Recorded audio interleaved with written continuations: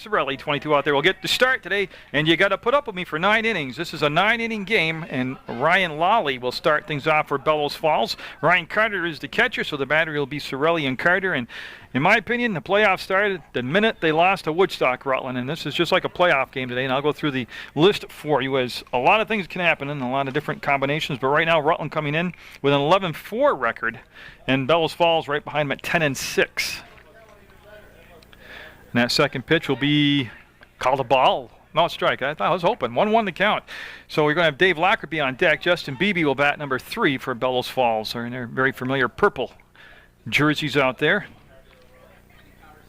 And that's going to be up the middle, and Matt Merritt will get over, make the stop, the throw to first, and he'll have the ground out 4-3. So, again, good chance right here to set the rest of the defense for you. Zach Aquistapace at first base. Matt Merritt, obviously, is at second. Your shortstop is Chad Ryan.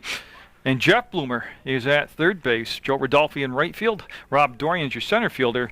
And Mike Serino in left field. And Dave Lockerby up. Both of these teams coming off huge doubleheader wins yesterday. Rutland sweeping Windsor in Windsor. And then Bellows Falls going to Bennington and defeating Bennington twice at Spinelli Field. So since that loss to Woodstock, Rutland with a win over Fairhaven, who at the time was the first place team, and then defeating Windsor twice, who was still mathematically, Windsor's still in it mathematically. A lot of combinations. We're looking at Brattleboro, Rutland, Fairhaven, Bellows Falls, Hartford, Bennington, and Windsor, all with a chance to make the playoffs. The only thing that is clear, if Rutland wins today, they do lock up a playoff spot. It's just a matter if it'll be 1, 2, 3, or 4. They still have a doubleheader left against Brattleboro here on Monday, and if they win out the rest of the season, they would be tied with Brattleboro with 4 losses, but they would have the tiebreaker. Thus, they would win the number 1 seed. Brattleboro getting a huge break today. They had a doubleheader scheduled at South Royalton. South Royalton forfeited both games, which puts Brattleboro at a huge advantage.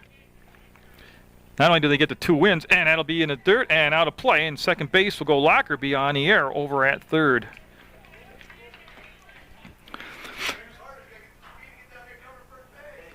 And Justin Beebe up now with a runner in scoring position and 1 out.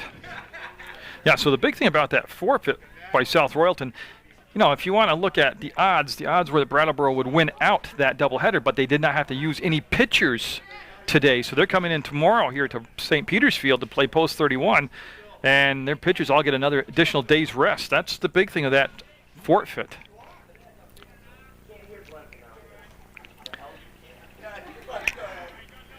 And so Sorelli should have had the second out on that last play. He works with the runner at second base, and 1 down, and pitch called a strike. Beebe's a center fielder, and Chris Marcucci is on deck. He'll bat cleanup. As this is just like being at Fenway Park in the bleachers. We've got a rowdy crowd out in center field today. And that'll be a curveball for a strike, as he just broke that one up and over. Again, it's like I said, as far as I'm concerned, this is the playoffs right now. Both these teams needing to win this ball game.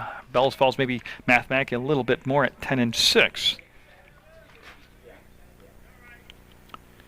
And I will skip short in the dirt, and Carter will make the stop. And again, Sorelli started against Woodstock, got off to a strange start in that ball game. He hit the first batter in the helmet after coming up inside a couple different times. Finally got him. Then got the next 2 batters out. Then gave up what appeared to be a 2-run homer, only to have the man who hit the home run not touch home base. And that's to center field, and being called for by Matt Merritt on the edge of the outfield grass. He'll make the catch for out number 2. And the other good thing about that is the runner at second base unable to advance on to third. So 2 down now on that pop-up. Chris Marcucci up with Lockerby at second base. They should be out of this inning by now. That error has extended it another batter. And yeah, when you're on the bubble and fighting, Rutland can either not qualify if they get swept the last 3 games, or if they win out the last 3 games, they could be the number 1 seed. That's how tight everything is.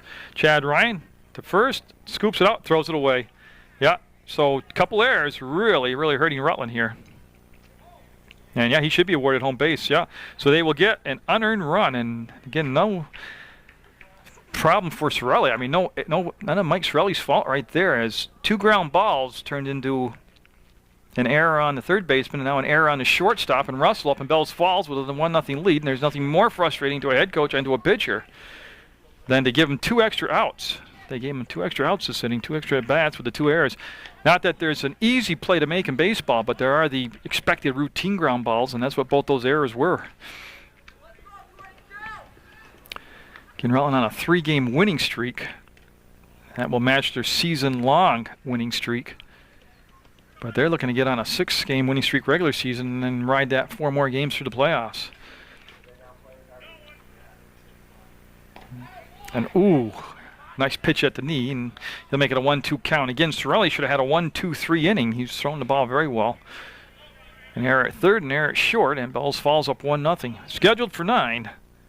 And that's going to be a drop third strike. They'll pick it up. Ryan Carter will circle around, get a better angle to throw down, and that's the inning. But Bellows Falls will pick up an unearned run on a couple of Rutland errors, and they'll have a 1-0 lead at the end of a half inning of play.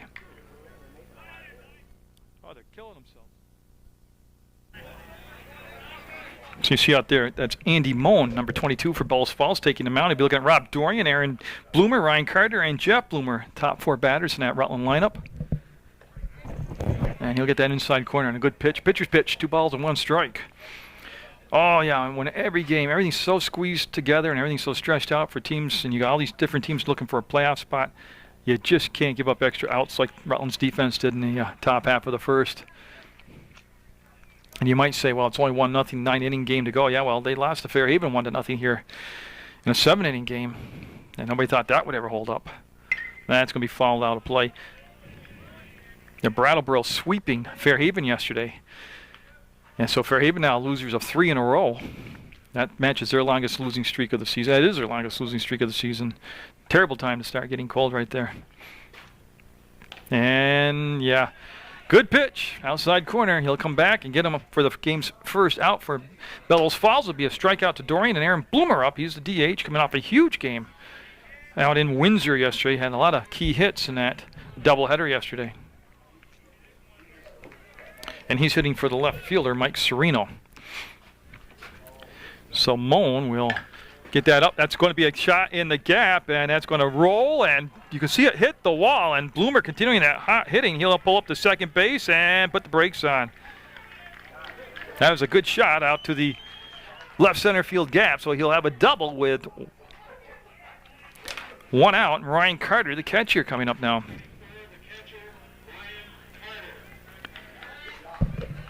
So Bloomer will sit out at second base, like I said yesterday, coming off a big at-bats against Windsor and carried right over that momentum here into the Bellows Falls game. First at bat, he'll get a double. And a very warm day, humidity level back up to good old Vermont standards, and the sun is out, so that'll be a problem for the left fielder. And the boy Moan taking a long time, and Carter will ask for time. He'll step out of the box, and again, Mike Sorelli in the top half of the first should have had a 1-2-3 inning. 2 errors on the left side of the infield. Ended up an unearned run, and that's going to be skied in the air a mile. That is popped way up. Now we're talking about that Sunfield, and making the grab for the second out is Lolly out in left field, so he'll get that for the second out. That's a big out to get right there, big bat to retire. So 2 down now, and Bloomer at second, and his twin brother Jeff Bloomer up. He'll play third base, as we saw in the top half of the first. So Bloomer trying to drive in Bloomer. And again, this is scheduled for 9 innings today.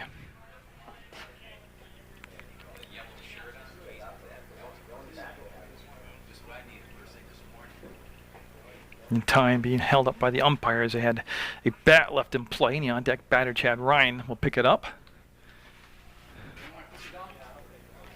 And so Moan from the stretch will miss outside, and again, fastball, curveball, changeup, and he's mixed it up pretty much between the fastball and curveball here, even though he's faced this is his 4th batter. And boy, I tell you, if they can get that call consistently, that inside corner at the knee, both pitchers, that will be a good afternoon for the pitchers. So Rutland with the game's first hit,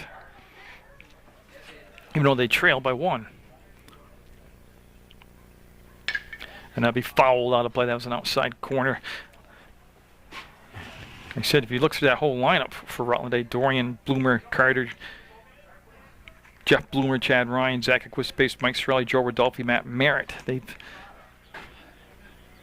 been able to get people on base They're just looking for the big driving in the run, and that'll be fouled. Out of play for strike 2, so we'll have a 1-2 count. 2 down, and we're in the bottom of the first. Rutland trailing by 1. And there will be the last home games scheduled are tomorrow. Makeup games, doubleheader against Brattleboro Post 5, who right now currently sits in first place. And that curveball tried to come back with a little trickery up in the count, and that missed high. Actually, never really broke for him. And so we go to the 2-2 count now. Dorian started things off with the strikeout, Bloomer with the double, Carter with the flyout, and that's going to be out of play. It'll be over the backstop toward River Street. Yeah, and actually on to River Street.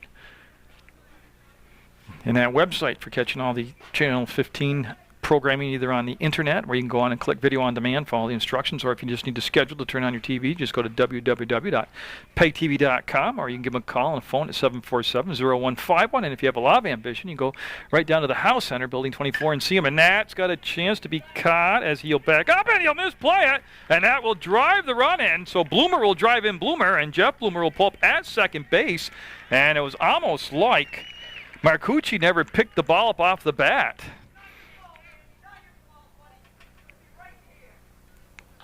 So each team a little shaky defensively in the first inning here. And again, he never reacted the first second or two. The ball was in flight, and then he backpedaled and never really turned to run. And just like that, it's 1-1 now. Jeff Bloomer at second base, Chad Ryan up with Zach Aquistapace on deck. So pretty much that, even though it's only one error, but that equalizes out the mistakes by Rutland. So we have a 1-1 game in the bottom of the first. Again, Bellows Falls Post 37 in those very traditional, very familiar purple uniforms. And I believe when you go down to their field, they have the yellow trim, that bright yellow trim on there for their home games. And Moan gets them on the fist. That'll be popped up toward the dugout. And just an update on the skunk. They did get the skunk out of the dugout. And they did use one of those be kind traps, and they just captured him, let him go. But skunk camped out in there Thursday, Friday, and then they got him out Saturday morning. And on the curveball, that's hit through the hole, up the middle, and Bloomer being waved home, and the throw will be coming through, and he's going to be safe. And you see the good base running. Chad Ryan will take second base. He'll have the RBI. And Rutland will take that 2-1 lead now. Zach Aquistapace up with the runner still at second. So Rutland's had both Bloomers at second. Now Chad Ryan at second, and Aquistapace coming up with his team leading 2-1. Some last-minute hitting instructions from Coach Sorelli to Zach Aquistapace.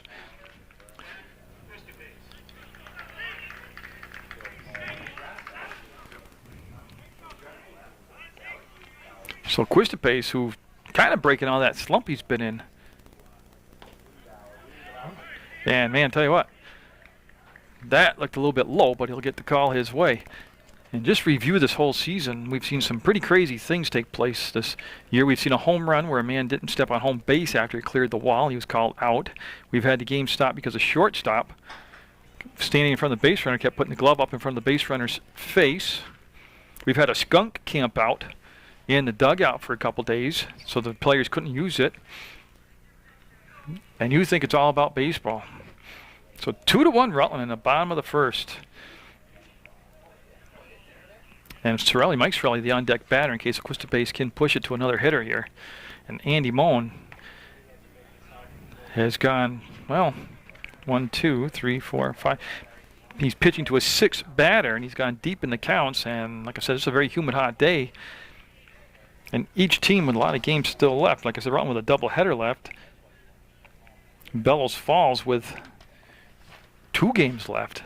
And they want to conserve arms, and there's a strike on the outside corner. That's the inning, but Rutland will take that 2-1 lead over Bellows Falls. We'll head in the top of the second from St. Peter's Field on PEGTV Channel 15 Sports.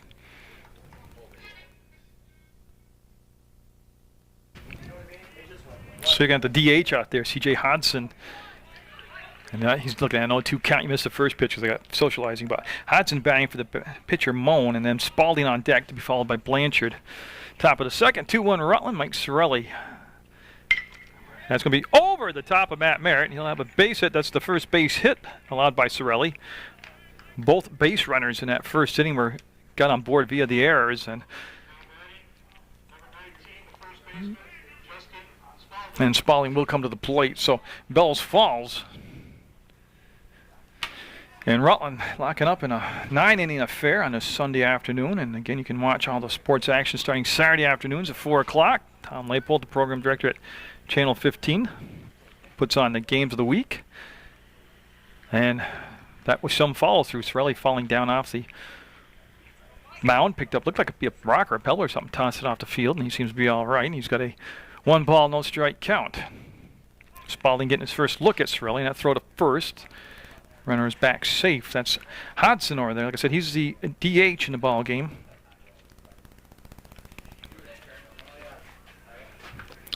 He'll come to the plate, and yep, he'll nail him. He squared the bunt, and Sorelli's hit a lot of batters this year. So hit by a pitch. I'll put runners at first and second. And again, the pitching situation with a doubleheader due up tomorrow. This is a 9-inning game today and 2 games tomorrow. Pretty tight. You want to squeeze as many innings out.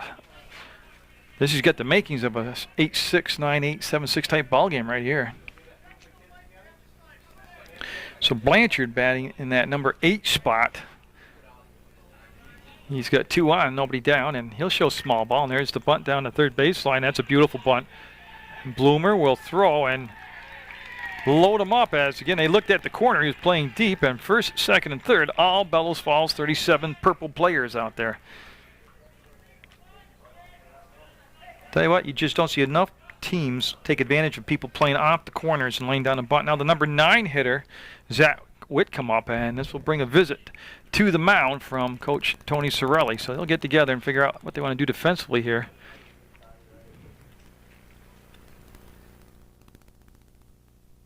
Do some damage. That's going to be at least 1 run. They'll pick the ball up, and yeah, they're going to just tie the game up with 2. And why take themselves out of a big inning? They'll hold everybody up after that single allows the tying run to come in. So Moan will score. Spalding goes to third, Blanchard to second, and Whitcomb will be at first base. He'll have an RBI.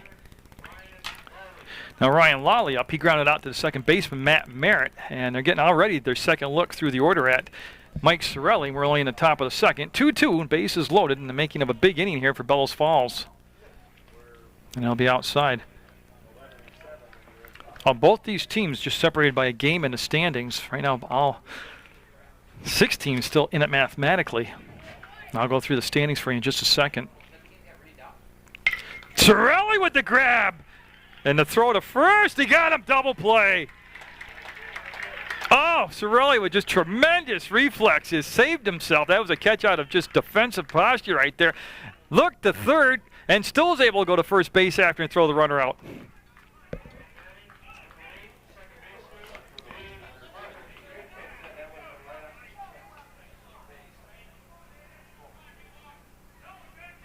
So a double play, and Lockerbie up. He reached on an error and scored back in the first.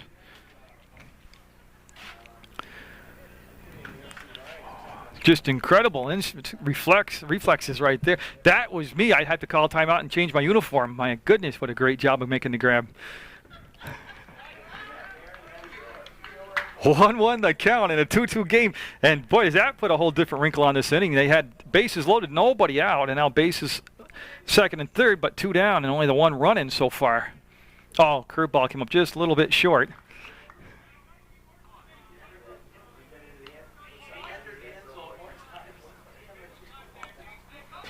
So a 2-2 ball game, 2-1 to count. Bellows Falls and Rutland for 9 innings today, and this has been entertaining already. Quiz to pace will be called off, and nice job. Matt Merritt taking charge out there will make the catch and put a bookmark by that inning. Bases loaded, nobody out, and they only get the 1 run in, tied at 2, going in the bottom of the second. Bellows Falls and Rutland.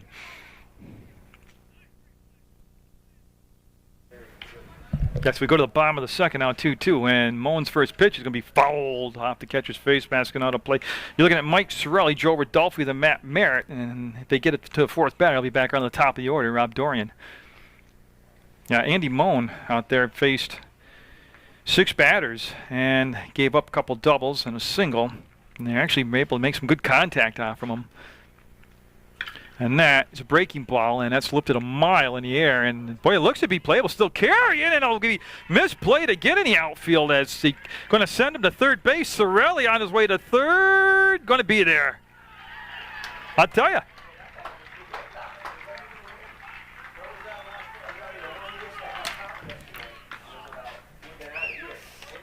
I got to tell you, Lally never really broke fast on the ball. Was kind of taking his time on it. I thought he had a beat on it, and then the ball ended up playing over his head. And so look at the leadoff batter on. I'm going to give him unofficially. I'm going to give him a triple, and now Rodolfi up, man at third base, and nobody out. And the left hitting Joe Rodolfi.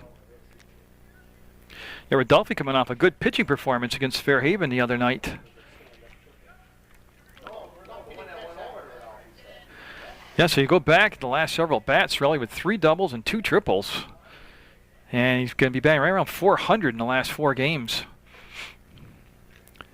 And Andy Moen with that 3/4 sidearm motion, kind of aiming the ball right now, not really throwing the ball. And we're only in the bottom of the second, 2-2. And again, Merritt on deck out of the number 9 spot. Has come up with some big hits. That should score the run, and that's going to be great catch. Great catch, and the run will score easily, but nice job out there by number 20, Ryan Lally.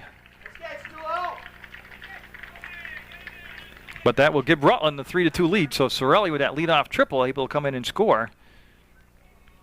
So an RBI sacrifice fly. Matt Merritt up now with 1 out and bases clean. Well, we knew Matt Merritt played second base very well, and his bat's been much improved area this year, but he's become quite the pitcher as far as putting him in spot duty and buying innings for the rest of your staff. He's done a good job on the mound. Kind of throws like Tim Wakefield, but he gets the job done. And that's right off the fist and fouled. To the on-deck batter, Rob Dorn, will toss it back out. So Rutland with 2 runs in the first, 1 here in the second, and then Bellows Falls on top of this inning had the bases loaded, nobody out, and came up with just a single run. That's a chopper up the middle, and the shortstop's got a tough play. He'll have to eat it. Yeah, it was a slow chopper, slow roller, and then by the time Ben Blanchard got to it, he played back on the ball, and there was no way they're going to throw Merritt out. Yeah, Rob Dorian struck out back in the first inning. He's 0 for 1 today. Yeah, so Moen will look over. Merritt, like all the Post 31 players, a threat to be given the green light to steal. There's the bunt attempt, and going to be foul. And he will, yeah, he'll touch it in foul territory, and they'll send everybody back. Merritt will go back to first base. Dorian will step back in the batter's box, and I like that they had the corner down to third base. Whitcomb playing deep, even with the bag, and they tried to lay down the bunt. Yeah, so Aaron Bloomer on deck, the DH for Rutland here in this 9-inning ball game. And that is a, whoa, that looked to be a pretty decent pitch. You won't get the call. It'll be a 1-1 count. Just setting the schedule here for the fall sports season. I'll have Mill River boys and girls soccer action for you. College of St. Joseph's men's and women's soccer, and nice stop behind the plate by Russell, Tyler Russell. Diving out to make the stop and keep the runner Matt Merritt down at first base. And of course, Merritt is being held on by Spalding over there defensively for Bellows Falls.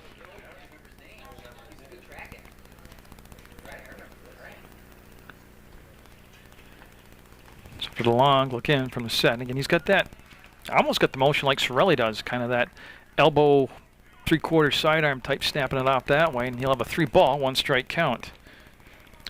He did have a strikeout back in the first inning. He hasn't walked anybody yet in the ball game. Actually has 2 strikeouts, and they'll wait for the call, and it'll officially become the first walk of the ball game as Rob Dorian will head down to first base. Merritt will go to second. Now Bloomer up, the DH. He had a double back in the first, and he also eventually came around to score that inning. And we're going to have Tyler Russell come out and talk to his pitcher, Andy Moen. And like I said, that old expression, he's actually aiming the ball, not throwing the ball. That's pertaining right now to what Andy Moen's going through.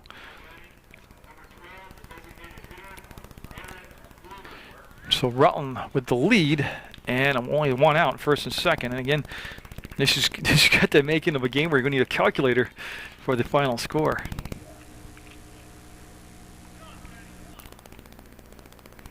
And very deliberate between pitches. Now, I do think that pitch was high, but the catcher, Russell, has that tendency to be, he comes up out of his crouch to make the catch, which gives you the impression that the ball was high and also blocks the view of the umpire. Kind of got to receive the ball and nestle it in. That's popped in the air a mile. And everybody, here's somebody communicating for it. It'll be the shortstop will make the grab, and that's going to be Ben Blanchard who will make the catch for the second out. Big play there because the runners can't advance up. Now Ryan Carter up, he flied out to the left fielder, Rylan Lawley. So Carter up with 2 down, 2 on, and 3-2 the score in the second inning. Rutland Post 31 with a win today locks up a playoff spot, but it's a wide open spot. It can be 1, 2, 3, or 4. A lot of things have to happen. And next today and tomorrow, that will close out the Legion season. That's inside and high. Yeah, as of right now, the standings look like this. Brattleboro with a 13-2 record. Rutland coming in 11-4. Fairhaven 11-5. Bellows Falls 10-6. Hartford 9-6. Bennington 8-7. And Windsor 8-9. And mathematically, right now, Windsor's still alive. And that's going to be fouled straight back. Had a good rip at the ball. It'll become an 0-2 or a 1-1 count.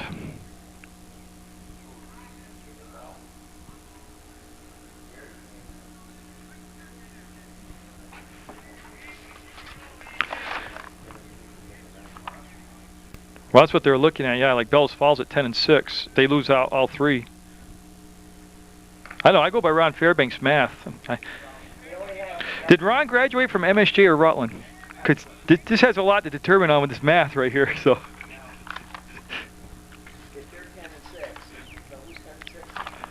The guys we're playing right now, Bellows Falls, are 10-6. Right.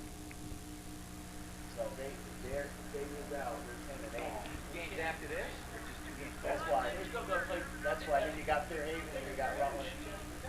Windsor's not in it. Windsor's not. There's no way Windsor at 8-9 is 9 losses. The worst they could do is 8 losses. Okay. The worst we could do is 7 losses. Then you got Fairhaven and... You graduated out of state, right? No, I graduated Fairhaven. Oh, God, I'll go with your answer any day. No. Well, I graduated from Rutland, which puts me at a deficit already, mathematically, so...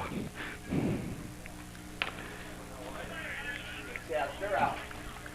Windsor's out. Mike Dorian said Windsor's out. He overrules Ron Fairbanks. This is awesome today. There's actually people out in the bleachers. This is not boring anymore up here. And a second median, and that's going to be a walk, and I'll load the bases up now.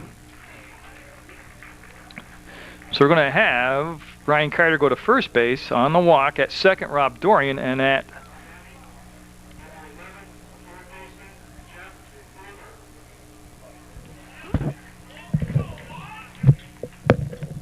third base will be Matt Merritt.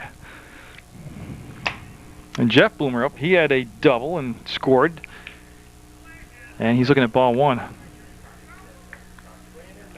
But Tyler Moan, even though he's only in the second inning of work, he has thrown a lot of pitches already. And it seems like it should be a lot more than 3-2, but it's only 3-2 right now.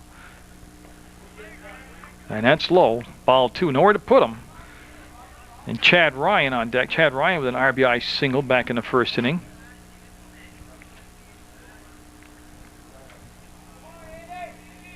Again, Rutland with 6 batters the first inning coming to the plate. And this is batter number 7 this inning. So that's 2 innings. He's gone at least to 13 hitters. And he'll miss there and get the strike there. I'm sorry, 2 balls, 1 strike. Now Bellows Falls briefly had that 1-0 lead. Then Rutland coming up the bottom of the first, scoring 2 runs. They have that 2-1 lead. They pick up a run up here. Yeah, and the runners will not try. See how quickly the ball was recovered. And pretty much a no-brainer call there not to send the runner from third.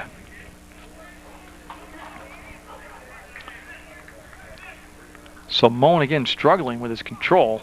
At 3 balls, 1 strike, 2 outs, and a walk here would force in a run.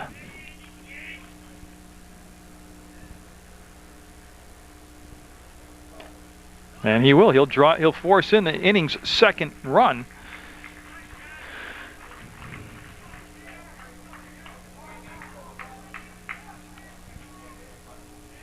Yeah, and Bloomer will get an RBI on that walk, and they'll bring up Chad Ryan now.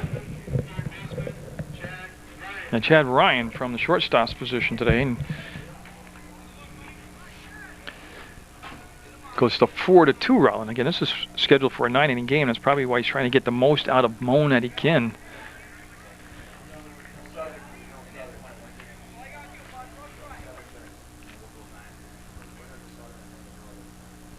Again, bases juice for post 31.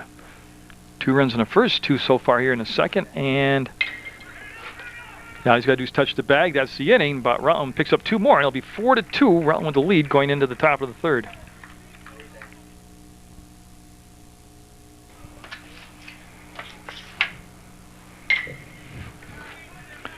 That's Chad Ryan, and he'll get the out on a 6-3 ground out to start off the third inning.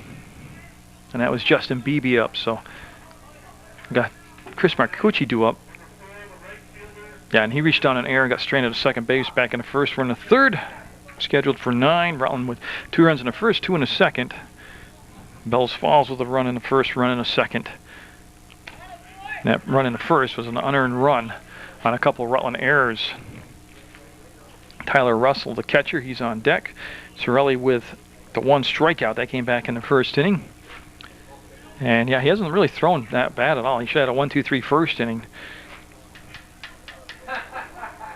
He did give up 3 singles in the second and hit a batter, and then he kind of reeled things back in and then helped himself out with a double play, line drive back to him. And he threw to first and got the runner off the bag and able to double him up. That was actually a very big play in that second inning.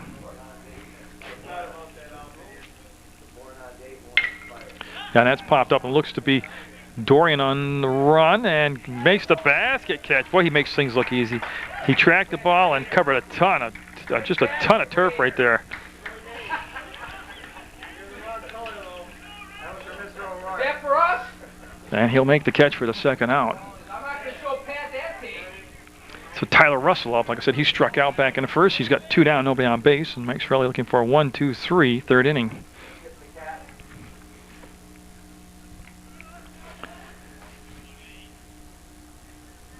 And that is going to be put out, and boy, you see going back on the balls Rodolfi and making the grab for the third out. It's a 1-2-3 inning, some deep fly balls, but they end up being outs, and we'll have that 4-2 lead. Rutland ahead going in the bottom of the third. Yeah, so Zach Aquistapace will be the first post 31 player to face the new pitcher out there, and that's going to be number 1, Kyle Mack. Kyle Mack coming on in the third inning. He'll relieve the starting pitcher, Andy Moan, who went 2 innings, gave up the 4 runs. And Kyle Mack with a foul ball strike. The rest of the defense looks to be the same out there with Justin Spaulding playing first base. Dave Lockerby's at second. Ben Blanchard's at short. And Zach Whitcomb remains at third base. Tyler Russell's the catcher. Ryan Lowry is in left field. Justin Beebe's in center. And Chris Marcucci is in right field. And that is, I just double checked it also. Rutland sent 8 batters to the plate in the second, 6 in the first. They've gone 14 batters around, and we're in the third inning. And that's again, the ball's carrying well today, and I'll be caught out in center field. For the first out, Justin Beebe will make the grab. So Aquistapace retired on that fly ball to center field. Mike Sorelli up, he had a triple back in the second, and eventually came around to score on the sacrifice fly by Joe Rodolfi. So the new pitcher, Kyle Mack, retired the first batter he'll face, and 1 pitch and a pop-up, and yeah, somebody comes in, makes the call. I can't see who it was. Marcucci came in, number 4, all the way from right field, and called off a couple of his teammates. He'll make the grab for out number 2, and it's a fly out to center, a fly out to right, and 2 down very quickly here for Joe Rodolfi. Like I said, he had an RBI, the sacrifice fly to left field. His only time up, that was just in the second inning. Yeah, so Kyle Mack looking to come in and retire Rutland will allow him to score a run here, and that hasn't happened in the first 2 innings. He scored twice in the first, twice in the second, and that's where we stand right now at 4-2. And that'll be short and low and go to a 1-1 count now. On deck will be Matt Merritt. Again, these two teams did play earlier in the season down in Bellows Falls, and Rutland with a 6-3 win on the road down at Bellows Falls. A win today by Rutland, that's a definite thing. They would qualify for the postseason with a win here today, regardless of what they did tomorrow in the doubleheader against Brattleboro. And that'll be fouled out of play. Had a good rip at the ball, Rodolphe did, but it'll be a foul ball strike, and it'll go to 2-2 the count.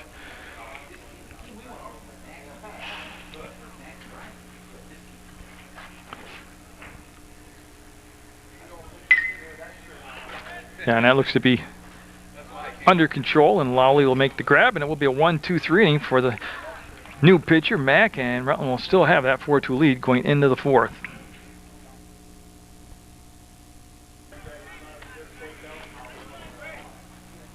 C.J. Hodson up there, the designated hitter, and he'll fall off Mike Sorelli's first pitch of the fourth inning. Hodson had a single and scored back in the second inning for Bellows Falls. Bellows Falls are out both needing wins today, but if you had to look at the urgency as far as who needed to win more, you would say Bellows Falls at 10-6. And again, Sorelli gave up that unearned run back in the first. He gave up one run in the second, shut him out in the third, and gets a breaking ball strike right there. Mike, this season, has been a slow starter, but then he's kind of got it together and found his rhythm and his release point, found what pitches were working for him, and usually settles down. And already, like I said, the game flying right along. We're in the fourth inning. It's a 9-inning game today. How that would work with the mercy rule if that even came into play, which might not even happen, is that you have a team who's behind by 10 or more runs has to have 7 full at bats, and boy, strikeout on the fastball. Yeah, that's his second strikeout of the ball game for Sorelli. And again, he uses that breaking ball to set up his fastball, makes it a little bit sneakier, faster than it really appears to be, and he'll retire that leadoff batter. And he's retired the leadoff batter 3 of the 4 innings here. That's a very big stat to keep right there. And now Justin Spalding up. He was hit by a pitch in the second inning, got as far as third base and got stranded there. You can see Mike, like all pitchers, when they're starting to throw well and feel good about what they're throwing and feel confident, they catch and fire. They're not really deliberate between pitches. As you can tell, like when the starting pitcher Andy Moan was out there for Bellows Falls, he was very deliberate between pitches because he was really struggling. Foul ball for a strike. So again, Sorelli up today, and then Bellows Falls. The weather looks like a go for a Brattleboro's game tomorrow, doubleheader. So there'll be today's 9-inning game, and then at least scheduled 2 7-inning games tomorrow, and that will close out the regular season for Post 31. And he'll leave that breaking ball short, and he'll run it to a 3-1 count now. Now he's hit a batter back in the second inning, and this will be his first walk if it happens. Again, good location on the fastball. Just enough pop to sneak it by him, but it was all about location right there. So he's got it back to a full count now at 3 balls, 2 strikes. And came with a high fastball. Couldn't get him to chase it. And that'll be a walk. And again, my book unofficial, but I'm looking, other than hitting the batter in the second inning, which was Spalding, and now Spalding just walked, that was his first official walk. Now Ben Blanchard up. Ben Blanchard had a bunt single down the third baseline. And they got Jeff Bloomer still playing way behind the bag at third base. So he had a bunt single down the third baseline, his first at-bat. And boy, good pitch. Right on the corner for a strike. And again, defense out there for Post 31 and Zach Aquistapes over at first base. Matt Merritt is at second, Chad Ryan at short, Jeff Bloomer at third, Ryan Carter behind the plate. That's going to be a ball outside for a 1-1 count. Joe Rodolphe's in right field, Rob Dorian is in center, and Mike Serino is your left fielder. And Sorelli's set for the pitch, and he'll miss outside. 2-1 the count. He gave up a run in the first, a run in the second, nothing in the third, and he's working here in the fourth. Now, I have no idea what the game plan was as far as innings allowed, or if he was doing all right, just let him go as far as he could, or if they had a set pattern. Oh, that's a shot. That's going to be a base hit. Runners are going to move up. See Rodolfi with the ball and a good arm. And right now, Bellows Falls with something going on here in the fourth as they have one down, but 2 runners on. And Zach Whitcomb get an RBI single back in the second, and he was part of that double play. Remember, Lally lined out hard to Sorelli at the pitcher's position. He made the catch and then threw to first base to double up Whitcomb. There's going to be at least one, and safe. Yeah, he was off the bag. Yeah, he didn't have control of the ball, and they're saying he was off the bag, and that's going to load the bases up. And they had a problem with the whole play right from the inception, from the ball being handled clean at the shortstop to the catch. So bases loaded, one down, and now Ryan Lally up. Same situation that Lally was up last time when he lined out to Sorelli, who made the catch and threw to first for the double play.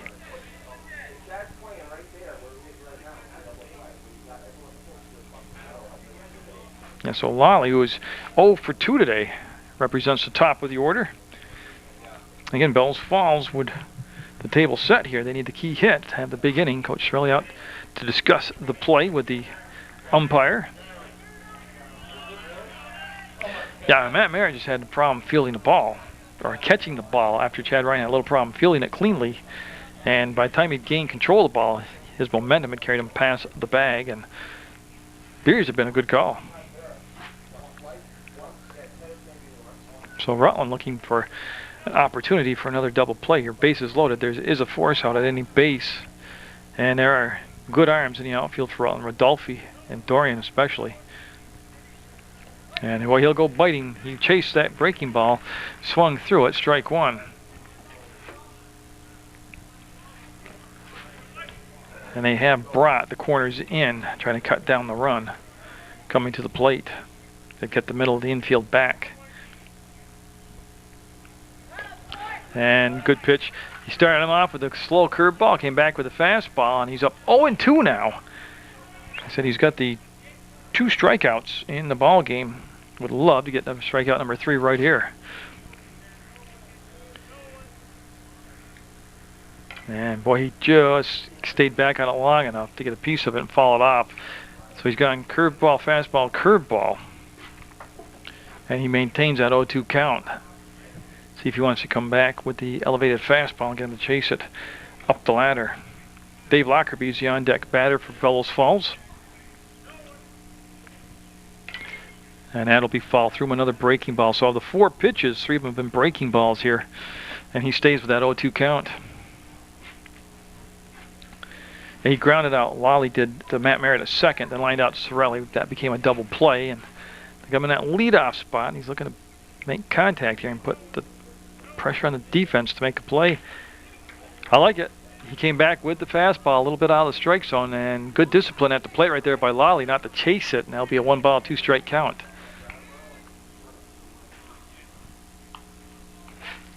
Bellows Falls with a great opportunity here in the 4th as the base is juiced, 1 out, and that's going to be, oh, that's tough play, and oh, it's going to drop in, just hitting the right spot. And there's the run crossing the plate. Not going to be an RBI in the book, but not really an overpowering hit, just hitting the right spot. Spalding will come in. Blanchard will go to 3rd. Whitcomb will go to 2nd. Lally will go to 1st. That'll become an RBI single on that little blooper. And now Lockerbie up. He reached on an error back in the 1st inning, eventually scored, and he flied out to second base to Matt Merritt. So all of a sudden, the lead cut to 1 at 4-3. Rutland with that 1-run lead, but Bellows Falls still with the bases loaded and still just only the 1 out. And that'll be high for a ball. Again, that's one of those hits that you just kind of, nothing you can do coaching-wise about it, nothing you can do about it player-wise about it.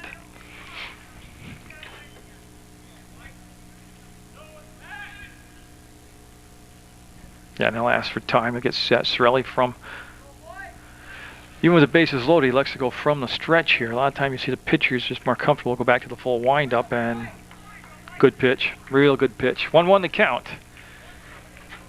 And a game, basically that is a playoff game for both these teams out here.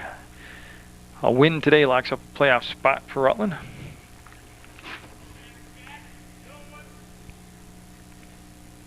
Oh, and he came back with the curveball and completely had him off balance with that. And he's had good command from the first inning on of his pitches. There's been 3 errors made behind him. And he's got a 1-2 count and the 1 out. Elects to go back with the fastball, and it tailed away and low, and we'll even things up at 2 balls, 2 strikes. On deck is Justin Beebe. Lockerbie, of course, the second baseman at this point in the ballgame for Bellows Falls. Coached by Bob Lockerbie. Yeah, now he's put himself in a position at 3-2 where if you were going to be guessing on the pitch and knows what you know what he throws, you'd be thinking fastball right here.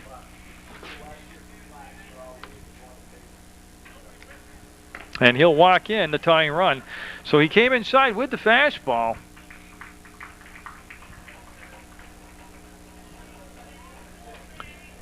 But that will walk in. Blanchard keeps the bases loaded, and we're at 4-4 right now, and Coach Sorelli making a slow walk out to the mound.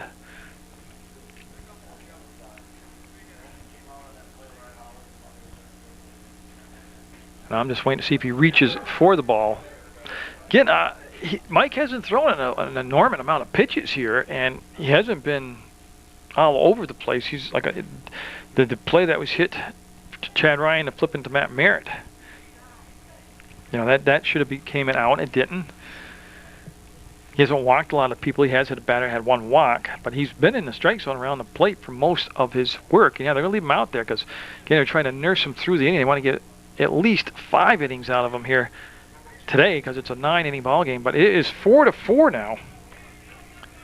And Bellows Falls, big stat is just 1 out. I know the bases are loaded, but still just a 1 out. And again, I bring Jeff Bloomer in at third base in on the grass, Quistapase in on the grass at first, and they leave the middle infielders, Chad Ryan and Matt Merritt, in standard position in the middle of the field. In the outfield with Sereno, Dorian, and Rodolfi. Some good arms in that Rutland outfield, and that's going to be out of play, yeah, over the dugout toward Otter Creek. This is the 7th batter, Justin Beebe, to come to the plate here in this 4th inning. Beebe flied out to Matt Merritt at second and then grounded out to the shortstop, Chad Ryan. So he's 0 for 2 today, and that's going to be a good stop behind the plate by Ryan Carter. Now push the count at 2-1. I got to imagine here if he loses Beebe, then his afternoon will be done. Of course, talking about the pitcher, Mike Sorelli. Chris Marcucci awaits on deck. And that's going to be 1. And boy, there you go. I don't understand. That should have been. Yeah, they.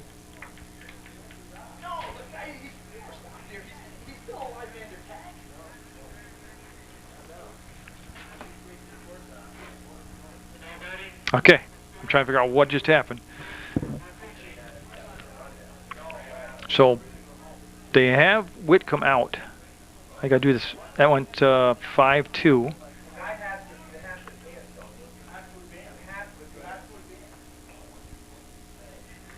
And they're going to Beebe a fielder's choice. I'm trying to figure out why it wasn't a double play.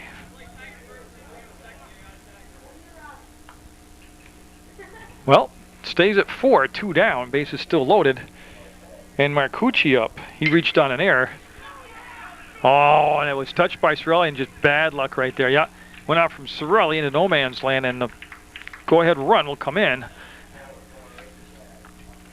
Yeah, so Lally will come in with the 3rd run of the inning, 5th run of the game. Lockerbie will go to 3rd, Beebe to second, and the first base goes Marcucci. And Tyler Russell represents the 9th batter to come to the plate. He has struck out and flied out to Rodolfi. And so Bellows Falls now, with 3 runs, takes a 5-4 lead. And right now, you got to kind of put your frustration away if you're Mike Sorelli and just get this 3rd out and minimize the damage. Keep it at just a 1-run deficit right now. C.J. Hodson is on deck, and that ball popped up, and everybody making the run for it. And good hustle, but just still falling out of everybody's reach. It'll just be a foul ball strike.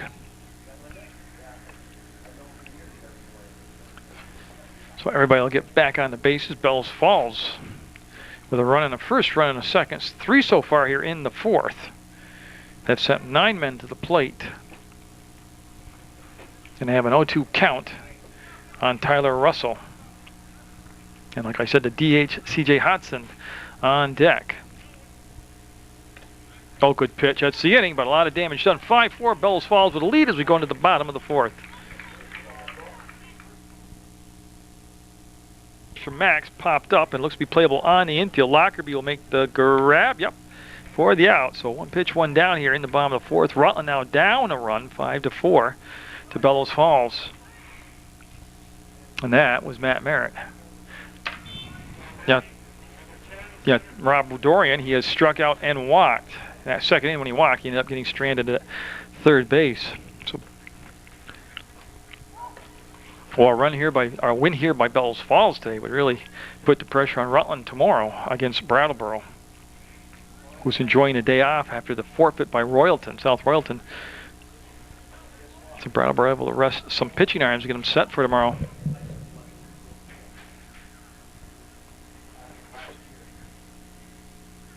And good eye there by Dorian. That ball will float in and be a 2-1 count now.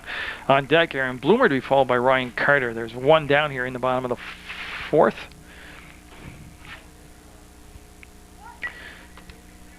Oh, I like it. I like it. Mac bobbles it, throws it, and he's safe. I just don't understand. I said it all season long. Why they do not go to the bunt more often instead of the most predictable times.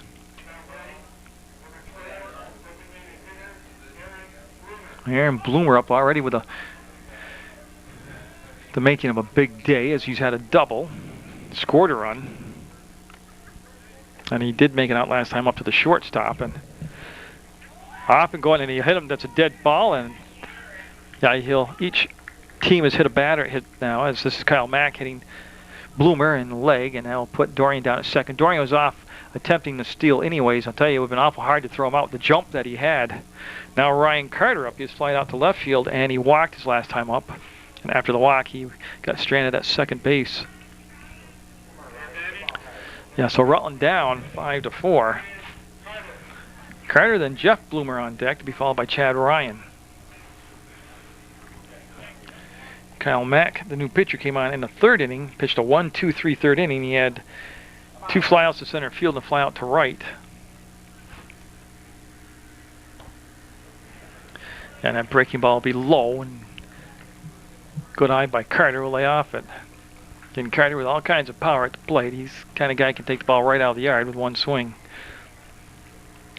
See Mack from the stretch, look the runner back to second. The pitch will be in the dirt, and a good stop behind the plate by Tyler Russell. Good speed down at second base for Rutland. Again, Carter officially 0 for 1 today. It was the fly ball to Lolly his first time up in the first inning. Then he walked in the second. At the bat here in the fourth with runners set the table, first and second. And that'll drop right in there for a strike. So we'll have a 2-2 count now. Got Bellows Falls with a run in the first, run in the second, 3 in the fourth.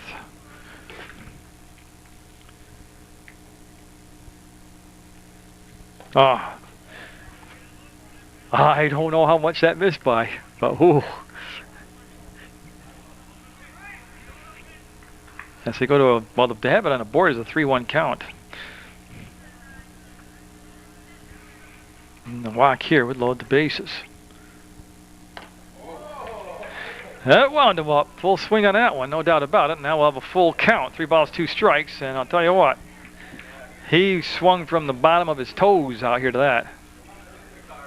I would have got a hernia swinging like that, but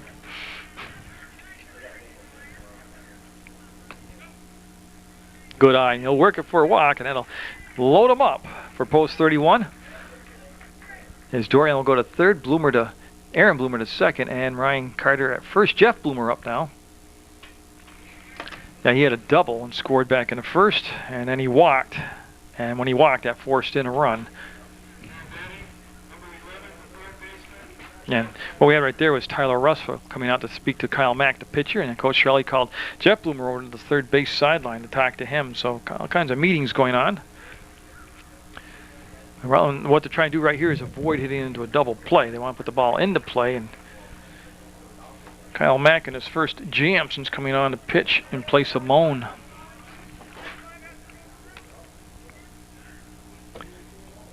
Everybody needing the win today, and that will be outside low. It faded on him, outside corner and low for ball one. We're in the fourth, scheduled for 9. Don't think you'll see the Mercy rule come into play. And the weather report looked good for getting the ball game in right down the pipe for strike one. Chad Ryan waits on deck. And again, just a 1 out right now.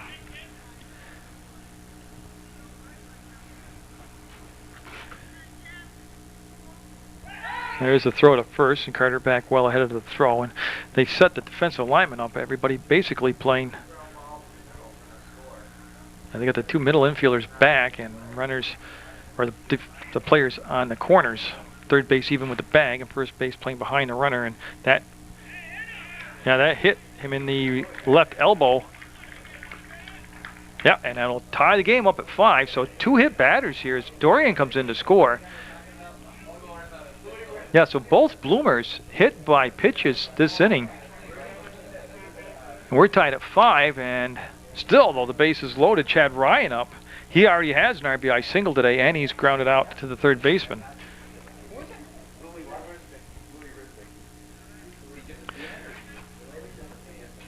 Yeah, so both Bloomers hit by a pitch here in this inning, and that time it hurt him as Aaron Bloomer and Jeff Bloomer taking one for the team. Remember, Dorian led the scene off with a bunt single, came in to score. Base is still juiced and still just a 1 out. That's toward the hole in the short, backhanded, and they call him out. So they'll get Carter at third base, but the run does come in. That's 2 down now. And I tell you what, the shortstop, Ben Blanchard, was on the outfield grass when he made the play. Yeah, so Aaron Bloomer will come in to score. That goes force out 6-5.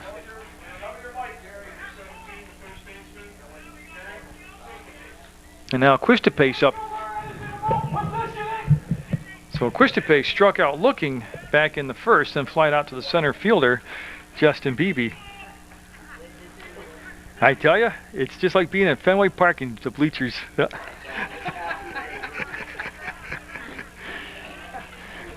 It's good to hear the enthusiasm in the crowd today.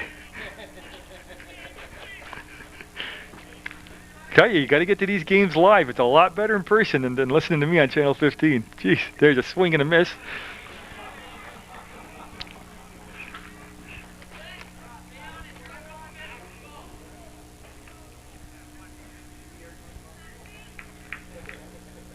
So Rutland regaining the lead at 6-5, and that will be low.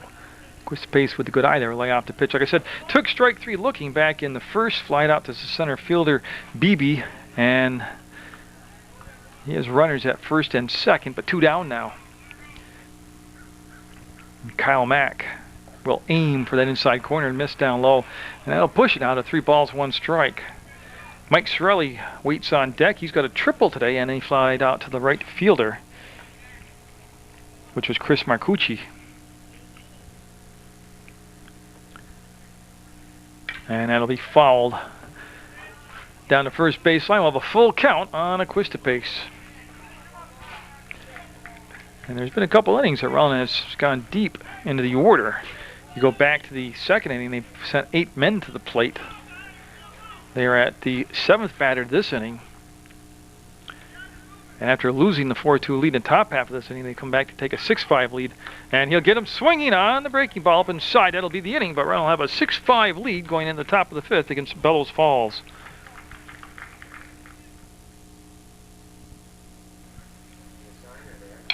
So Sorelli's first pitch will be hit off the fist to Chad Ryan. He'll throw. Tell you, good job by Quistapace to save the ball from going out of play. The diving body was Jeff Bloomer coming by, then Ryan backed him up, and Hodson.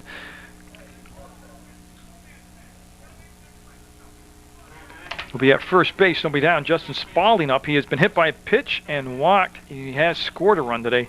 So Sorelli coming back out here to answer the bell in the 5th. His team up by 1, but you got to really expect a tight leash or a short hook on him today. And they're trying to bunt the runner over to second. And Equistapase will flip in. He'll get the out. He'll go to Matt Merritt. So it'll be a 3-4 put out. They do get the sacrifice down.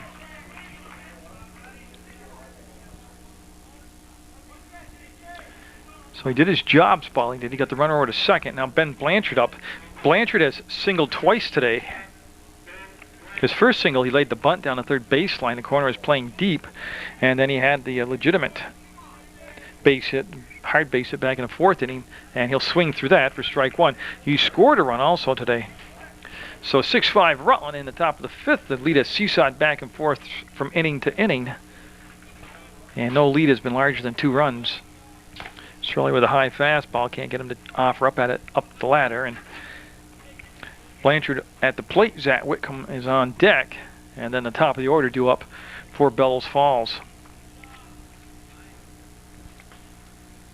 And that'll be a wild pitch. That'll get the runner down to third base. So without the aid of a hit or using their batter, they're able to get the runner down at third base on the wild pitch. That changes the scenario here quite a bit too, because now an error, a ground ball, a deep enough hit fly ball, and you can score the run. Getting good arms in the outfield for Rutland and Sorelli. We'll get the outside corner. Boy, a pitcher's pitch right there.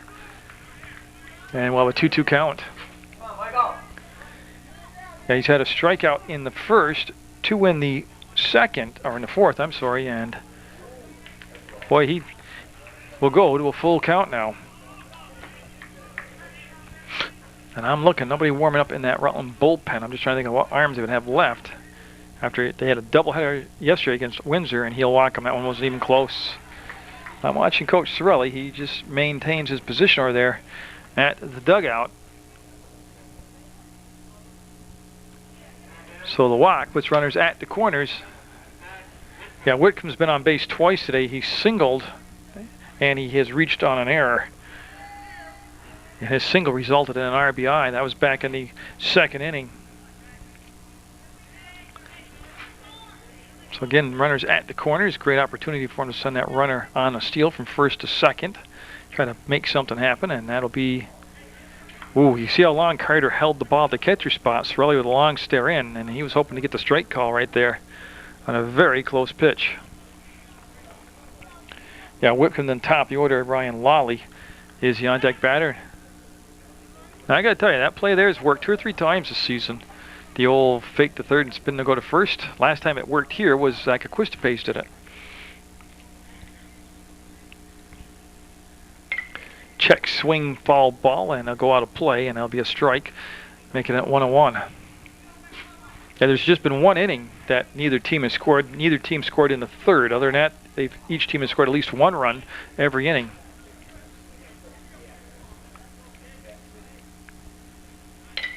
And that is the center field, and Dorian with an excellent arm. See him get his momentum going forward. He'll make the catch, and the throw coming home. Carter will come up and reach behind him and safe. Carter saying he made the tag. He came up to make the throw shorter.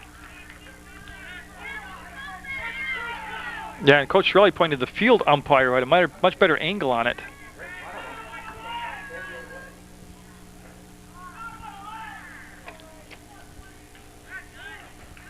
Ron Fairbanks getting in the act out there.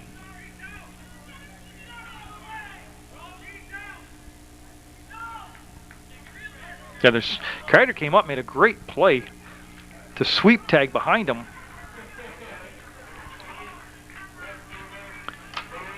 So Lawley coming up, 6-6 to score now. Now comes Coach Sorelli. He's going to have a discussion with Rob Black. That was the general manager, Ron Fairbanks, that was doing his George Steinbrenner impression out there.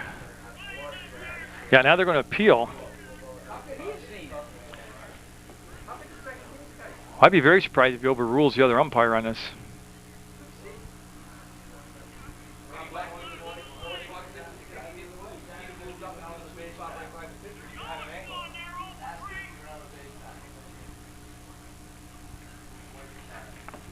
Okay, so I'm eavesdropping on all the coaches in front of me, and besides the tag, they're asking if you went out the baseline to avoid the tag. Coach Shirley will wait the answer from Rob Black, and it does not look like it's going to go post 31's way. So we will have a 6-6 ball game here in the top of the 5th. And what Dorian did so well that's kind of gets overlooked is he retreated deeper than he had to so he could come forward on the ball, have his momentum all going forward on the throw, and just that's big league stuff. The throw to first, and Pace will make the grab. The runner will be back well ahead of it.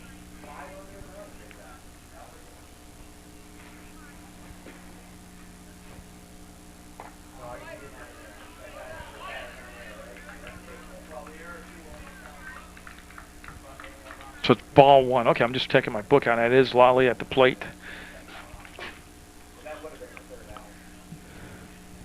And I'll be low and outside, and I'll make it the 2-0 count. So Mike Sorelli trying to navigate through the 5th inning here.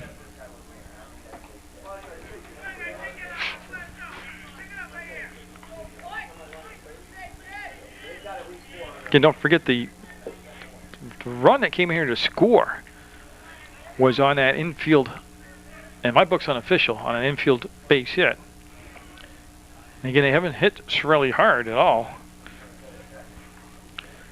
And now Carter coming out to talk to Sorelli, and what they want to do is get him through the 5th here. They got the 2 down, 3-0 the count, 6-6 to score. It's been a wild one between Bells Falls and Rutland in this 9-inning game. And on deck is Dave Lockerbie.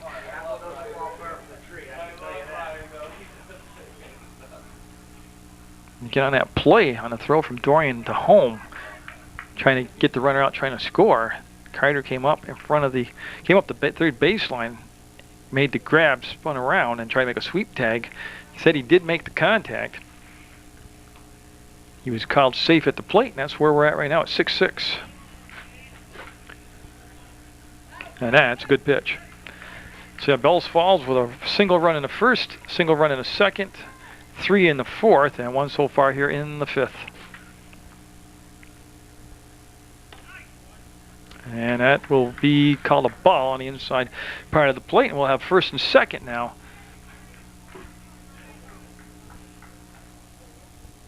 And that's Blanchard that goes down to 2nd. Now Lockerbie up. Now Lockerbie reached on an error in the 1st, eventually came around to score. He popped up to 2nd base, and then he was walked, which forced in a run. Strike 1 called.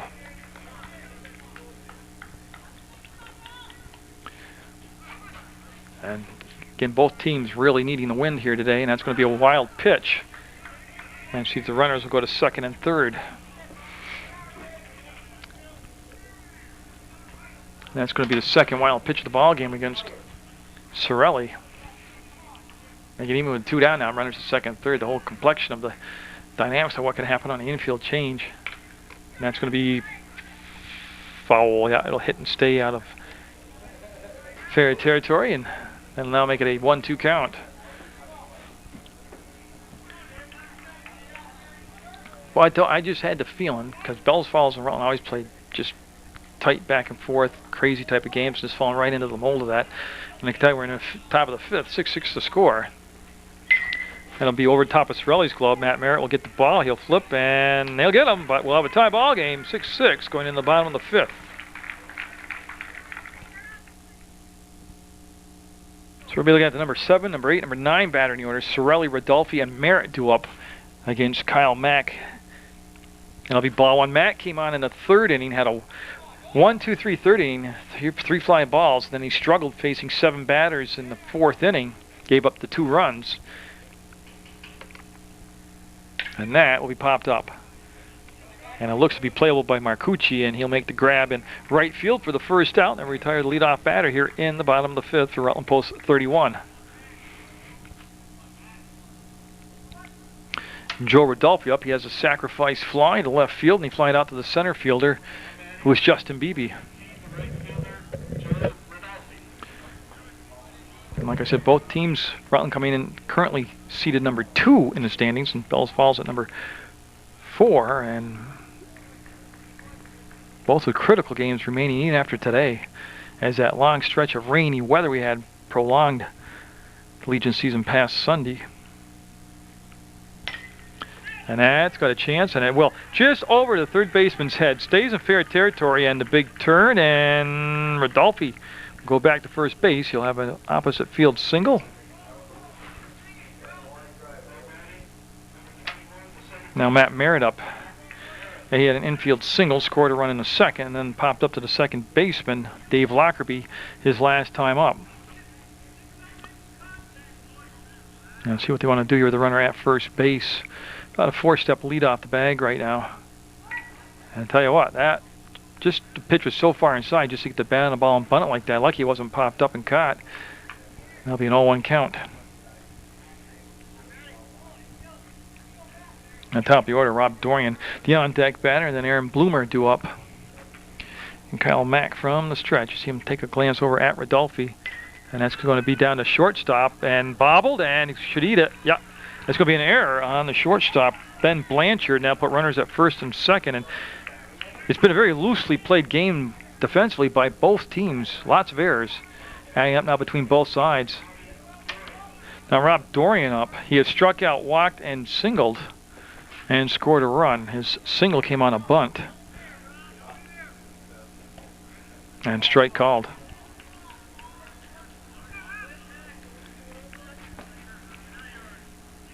And Rodolfi at second, getting a very conservative walking lead. Merritt at first. And they'll be outside for a 1-1 count now. Two teams combined for 12 runs and not quite 5 full innings of work. And you got to believe that they're going to come back with Sorelli in the 6th, since we're just at a tie ball game. And at least 4 of the 6 runs for Bellows Falls were unearned. Rutland with 4 errors in the ball game so far. I said it's been one of the looser played games from both teams' perspectives defensively.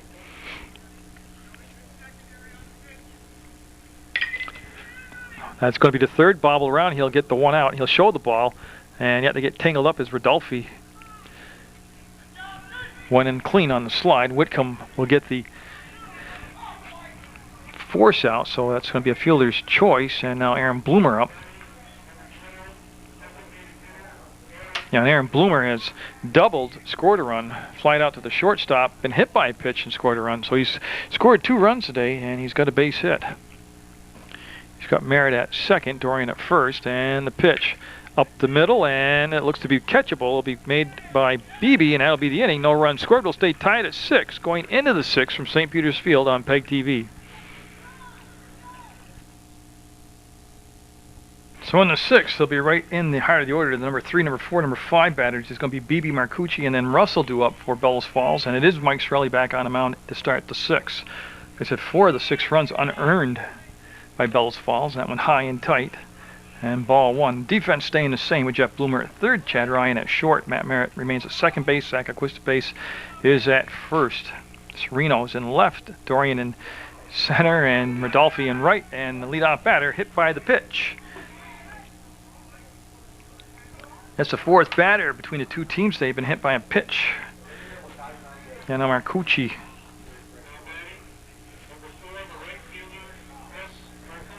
Yeah, Marcucci's reached on there, flied out to Dorian in center field, then had an infield single back in the 4th.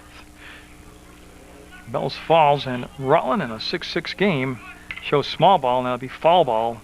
Getting a high fastball, had to push it down the first baseline.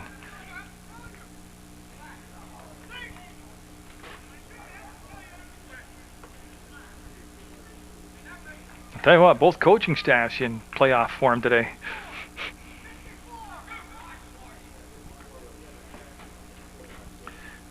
So see Merritt charge from second base. Pitch was high over the top of the head of the batter, and it'll be a ball. And what they got is Matt Merritt coming in to field the bunt. Chad Ryan covering second, and Aquistapase holding the runner on at first. And Jeff Bloomer at third base, even with the grass.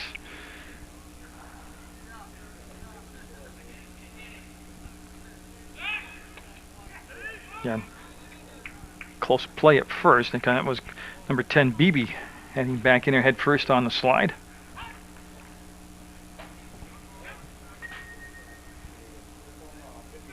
Got a lot of orchestrating going on from that post 31 dugout right now. There's the bunt. It's going to be in fair territory. The throw, and he'll get the runner out at first. The sacrifice will work. Runner will go to second with one down. I'll tell you what, there was a lot of strategizing right there. So one out, runner in scoring position at second base, and Tyler Russell up. He has struck out twice today and flied out to Joe Rodolphe in right. Yeah, he struck out swinging in the first, took strike 3 looking in the fourth, and in between all that, in the third, he flied out to Rodolphe. Yeah, so BB at second base now. Sorelli from the stretch, and the pitch on the way. You see Carter hold it, frame it, but I get the call. It'll be ball 1.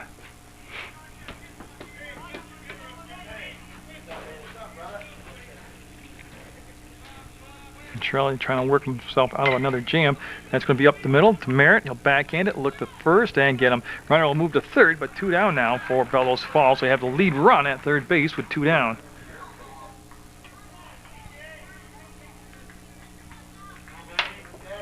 C.J. Hodson, he singled and scored a run in the second, struck out in the fourth, and singled and scored a run in the fifth. So he's been very good, making contact 2 out of 3 times up. And oh my goodness, that was awful. And he's going to be safe. Yeah, a wild pitch will score the go-ahead run. And that had to be almost 4 or 5 feet short of the bag, home plate. I mean, on that throw. So.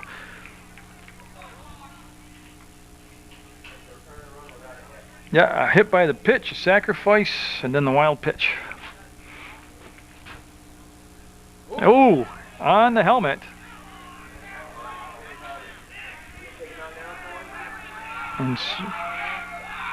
And Sorelli, I believe that's his 3rd hit batter today. Bellows Falls was 3 hit batters also.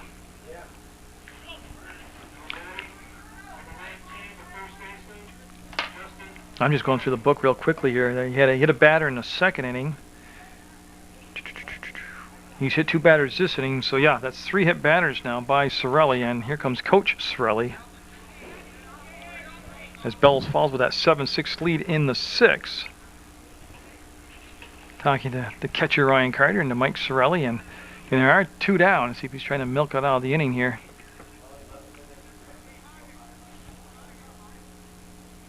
Yeah, and he'll hand the ball off, and Matt Merritt will come in and try to get that 3rd out here in the 6th inning.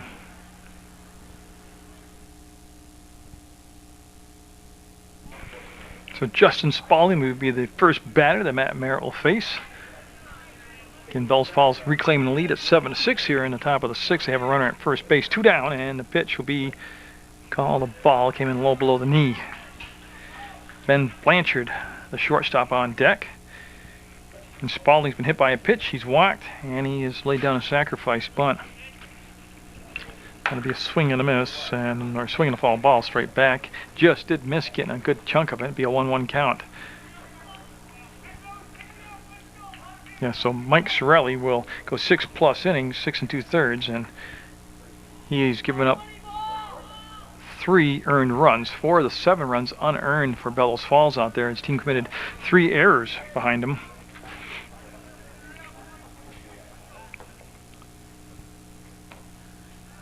And Matt Merritt, who did pitch an inning yesterday up in Windsor, back on the mound here, and he has become quite the do-all utility style player that every team needs. Kind of reminds me of what Chris Parker used to do. And that's off the fist and out of play. Yep, there's Ryan Carter. I'll watch it go over the screen and out of play. So the changes defensively is they took Sorelli off the mound, put him at second base, then brought Mike Serino out of left field and put Aaron Bloomer out in left field. And he'll get the strikeout. That'll end the inning, but Bellows Falls with that 1-run lead, 7-6 over Rutland going into the bottom of the 6th. Once again, Rutland's got to play catch-up ball as they come up with Ryan Carter, Jeff Bloomer, and Chad Ryan. The 3 due up here in the bottom of the 6th against Kyle Mack, who came on in relief in the 3rd inning. And that'll be ball 1 inside. Been a wild one. There's been 4 innings that Bellows Falls has scored a single run. The 1st, 2nd, 5th, and 6th. They had the big 3-run 4th inning. Yeah, I thought Sorelli actually did not pitch bad at all today. Like I said, there were a bunch of errors made behind him. 4 of the 7 runs are unearned. He did not help himself in the later innings by hitting 3 batters, but. And of course, Matt Merritt coming on doing just another stellar job in relief, getting the strikeout to end the inning. And that'd be interesting to see what they want to come out with for a pitcher this next inning, because this is a 9-inning game today, and they have a doubleheader tomorrow. And every game pivotal as far as making the postseason, which is objective number 1, and then seeing how high you can climb up the standings. And that's lifted, and that's shot, and that's going to go back. I'm waiting for him to come back into view here, and he'll have a double. Shall lose it down there, but Carter with a deep shot to center field, and he'll have a leadoff double here for Rutland. So he's walked twice, and now he's got the double. Now Jeff Bloomer up. Bloomer has a double. He's also been hit by a pitch and been walked. And they're going to say he missed first base, and he's safe. Oh, he doesn't run fast enough to miss a base. Of course, we thought that when the guy hit the home run for Woodstock, and they said he didn't hit home base, home plate, didn't touch it, and they appealed it, and he was out. So Ryan Carter, of course, I can't see that point of where the fence juts out here at St. Peter's Field, so I had to kind of wait myself and watch the crowd's reaction. Good pitch for a strike right there, and 7-6 game, tying runs hitting down at second base with nobody down. Jeff Bloomer, Chad Ryan, Zach Aquistapace, the next 3 go up here for Rutland. And that's going to be caught by Beebe in center field. Runner can't move up on it, and that'll be the first out of the bottom of the 6th.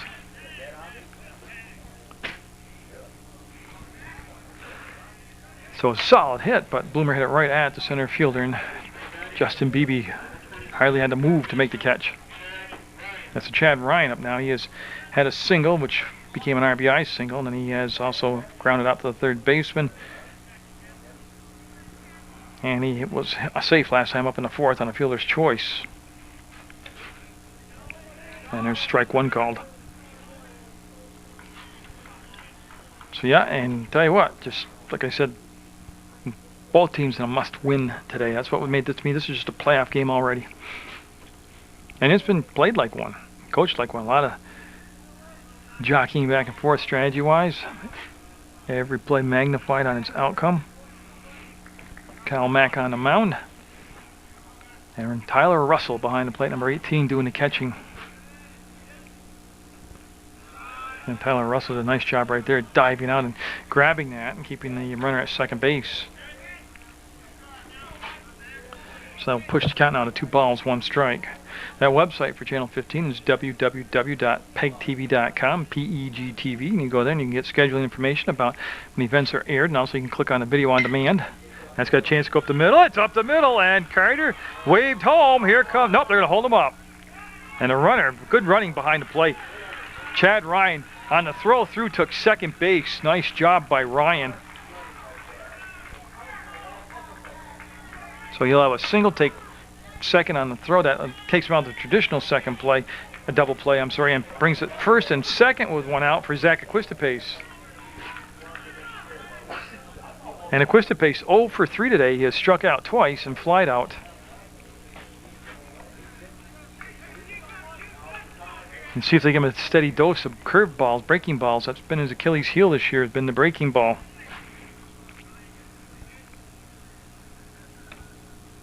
And that was high, even by Aquistapace's standards. Yeah, he took strike 3 looking back in the 1st, flied out to Beebe in center field in the 3rd, and struck out swinging in the 4th. So a leadoff double by Carter. Chad Ryan right there with the single. Runners at second and third. The most important part of that whole play was Chad Ryan taking second base on a throw through. Put himself in scoring position, took away the force out at second, and made it a more complicated double play situation. That one called a strike. Looked like it was too far inside, but it'll be a 2-1 count.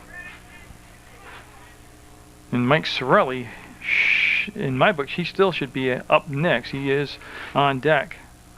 And that's going to get the run in and more. That's deep, deep, deep, deep, deep. And caught on the run by Beebe.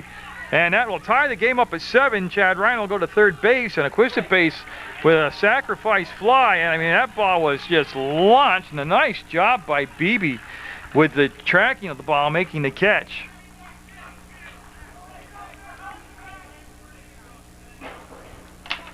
So you'll get an RBI off that fly ball.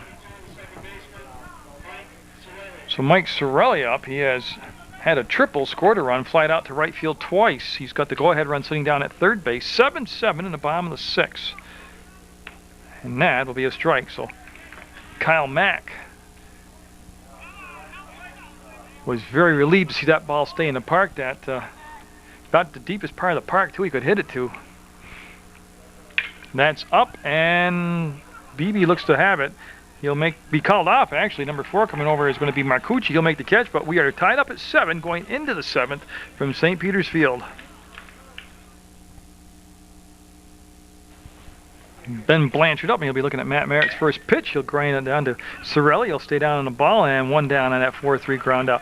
So Matt Merritt going to his... Well, he came in to face 1 batter. Justin Spaulding struck him out, so that's his second batter he faced there in that 4-3 ground out. Zach Whitcomb up. He had an RBI single back in the 1st, and then in the 2nd he reached on an error and flied out to center field in the 5th. One thing about Matt Merritt, he's very efficient, doesn't waste a lot of pitches, makes everything kind of... He puts the ball in play so his defense can make the plays behind him. 7-7 in the 7th. And top of the order, Ryan Lawley sitting on the on-deck circle, getting set for Bellows Falls. Go back through the order. And beautiful. Much to the chagrin of the third base coach over there at Bellows Falls. That looked like a Bill Lee curveball right there. Nope, that one just kind of stayed up, never came down. 1 ball, 2 strikes, and we'll see what Matt Merritt will reach into the bag of tricks here and pull out for a pitch. On a 9-inning Sunday day, right here, 9 innings day, and then a doubleheader scheduled tomorrow against Brattleboro. That'll be in a dirt, 2-2 the count. Carter's still your catcher. Equistapase is at first, Sorelli's at second, Ryan at short, Jeff Bloomer is at third, Rodolphe in right, Dorian in center, and Aaron Bloomer is the left fielder. That's the defensive alignment for the Rutland Post 31 squad. That's going to be up the middle and knocked down, and that'll go as a base hit. Unofficially a base as Chad Ryan almost able to come up with the big play there. So with 1 out, we'll have 1 on. And Lawley up. Yeah, he grounded out to Matt Merritt his first time up, lined out to the pitcher, which ended up being a double play in the 2nd inning. Had an RBI single in the 4th and eventually scored himself, and then walked in the 5th. And that's going to be very catchable. Dorian with the call and Dorian with the catch in center field for out number 2. Yeah. And what you can't get across the camera at home is the communications out there. You can hear him chattering for the ball, making the catch. And even on the simplest plays, you've got to do the simplest things. Now Lockerbie up. He reached on an error in the 1st and scored. Flied out to the second baseman in the 2nd inning. Walked in the 4th and grounded out to Matt Merritt in the last at bat, which at that time he was at second base defensively. So 2 down, 1 on now in the 7th. Bellows Falls has only not scored in 1 inning. It was the 3rd inning is the only inning that Bellows Falls has not scored a run. And boy, gets a very late call, but it looked to be a good pitch, and it'll be called a strike.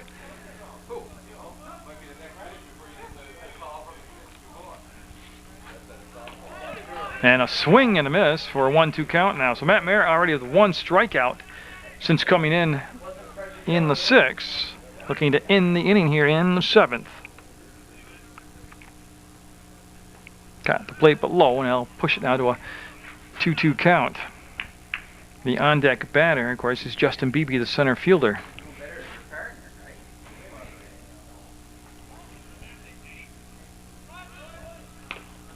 The throw down, and it's going to be backed up by Dorian. The runner will be safe at second base. Throw was high, but I think he would have been there anyways. And he'll put himself in scoring position. So Lockerbie with the go-ahead run sitting down at second with a full count now, 3 balls, 2 strikes. And that is going to be playable. Carter finds it and makes the catch. That'll end the threat. We'll stay tied at 7 going into the bottom of the 7th.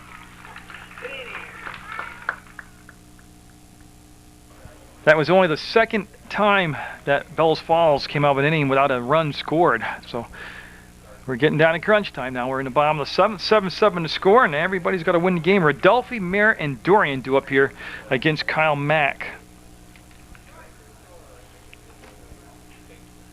And that, I don't think he's going to be able to get to it. He's circling around. He will. Nice job of chasing down in foul territory. He'll make the grab for the first out. So Rodolphe would be retired on that catch by Lawley out there. And now Matt Merritt up. Yeah, Matt Merritt's been on twice today. He's had a single and he's reached on an error. And then in between all that, he flied out to the second baseman, Lockerbie. Rutland's had 2 innings that they haven't scored in this ball game. They started off with the 2 runs in the first, 2 runs in the second, 2 in the 4th, and then 1 in the 6th. And that's where we are right now at 7-7. And that will be out of play on the foul ball. 2 strikes now, 0-2 the count.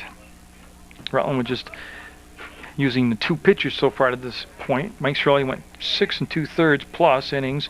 Matt Merritt has gone about an inning and a third. Or exactly an inning and a third. And that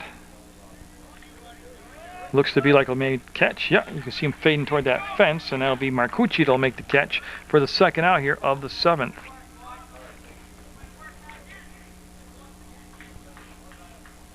So fly out to left, a fly out to right, and now Dorian up. He has struck out, walked, singled, and reached on a fielder's choice. He's up for his 5th time today in the ballgame.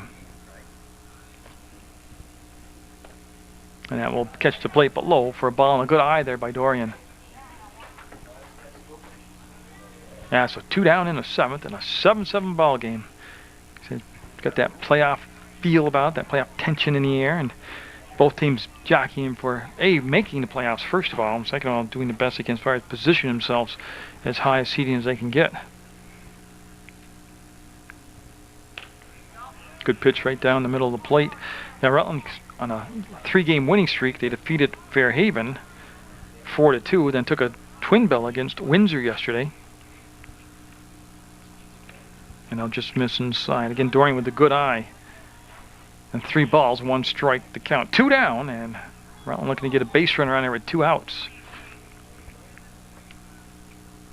And he'll have him. He'll get on via the walk. 2nd time today that they have walked Dorian. Yeah, now Bloomer up. He has doubled, flied out to shortstop, and hit by a pitch and flied out to center field.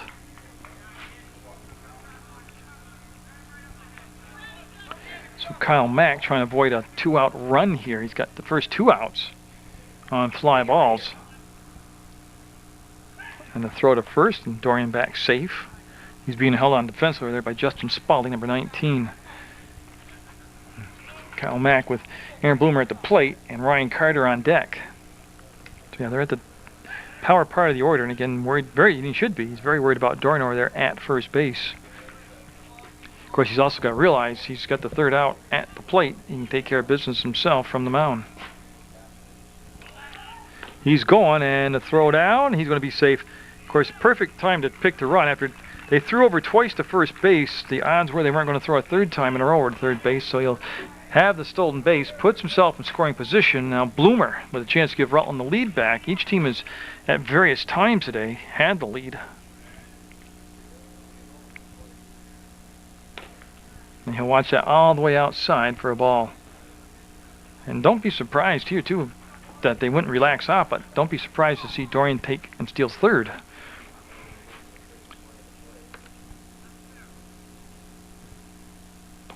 And now they again losing control here with the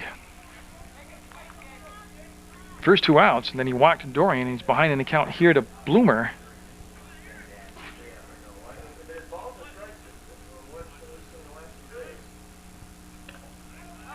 Yeah, he'll get that inside corner, and that'll leave everything up now. 2 balls, 2 strikes. All 7s on the board. 7-7 to score, 7th inning. And what's been a good one. A lot of cool stuff happening today out here on the field.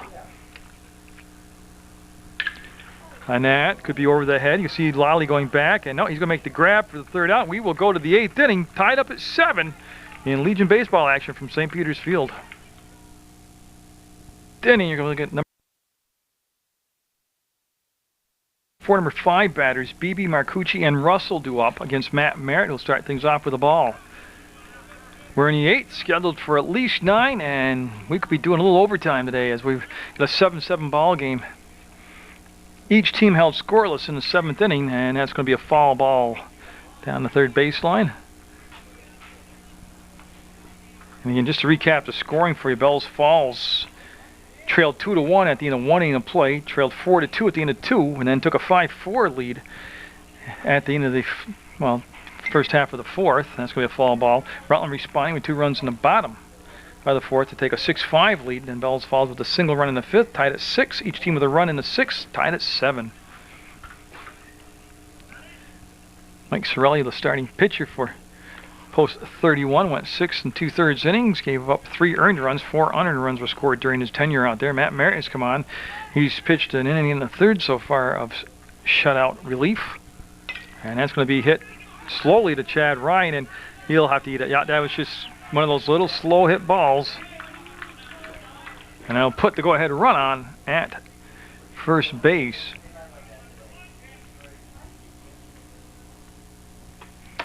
And so Beebe with good speed also out there. And so with Marcucci up, Beebe at first base with excellent speed. He'll be held on at first by Zach Aquistapace. And Tyler Russell will sit on deck. Marcucci's reached on an error, flied out to center field, had an infield single, and then a sacrifice bunt.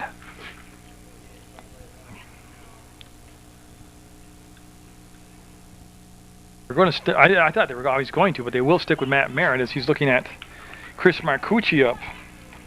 The throw to first, runner back safe. They have TJ Oliver in the bullpen area, starting to throw now for Rutland. Again, we're in the top of the 8th, scheduled for at least 9. Each team coming off a doubleheader win. They went to bunt and missed, and didn't pull the bat back, called a strike. Rutland sweeping Windsor yesterday, and Bellows Falls sweeping Bennington. So with an 0-1 count, nobody on. Again, they're looking for the go-ahead run right here is what they're playing for. There's the bunt. It's laid down right to Matt Merritt. He'll go to first base and get him. So they get the runner over to second base.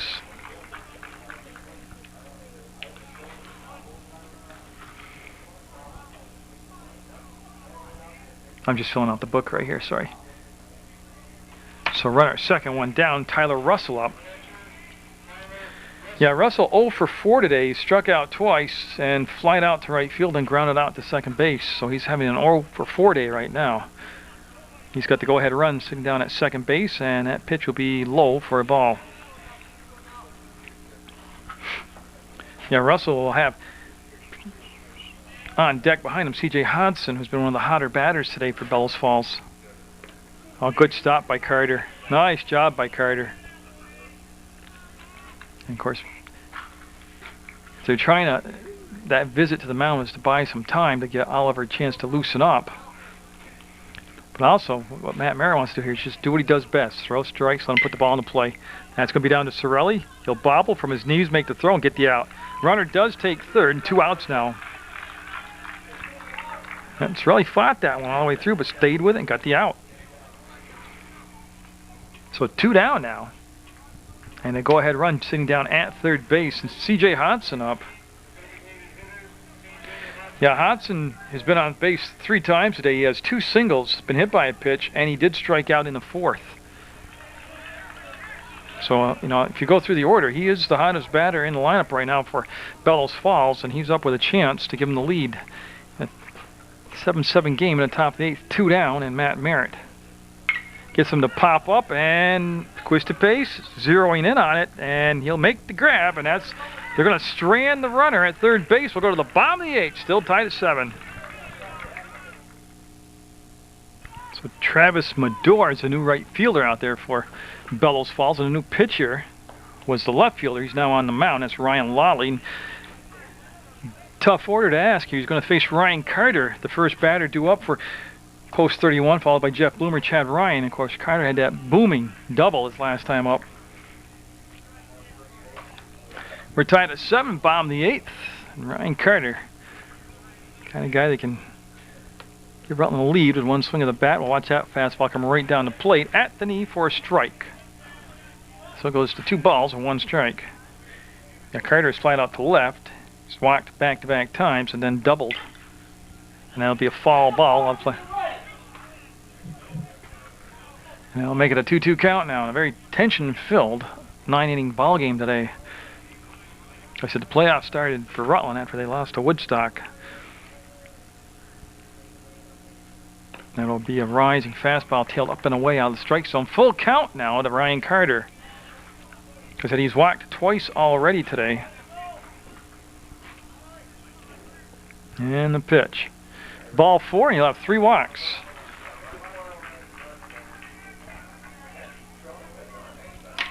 So the first batter, faced by Lotley, will walk down to first. That represents the go-ahead run. Now Jeff Bloomer up. He has doubled, been hit by a pitch, walked, and flied out to center field.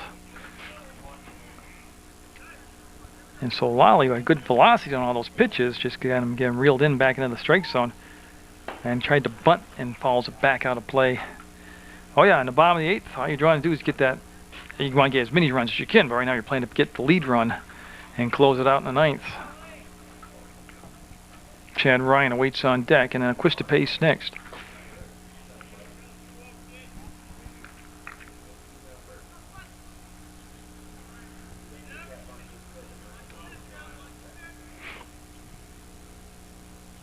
Yeah, he'll show bunt again, take the bat back, and again, all his pitches by law, he's been moving out and away from the right-handed hitter, and that one's too far out and away, and it'll be a 1-1 count now.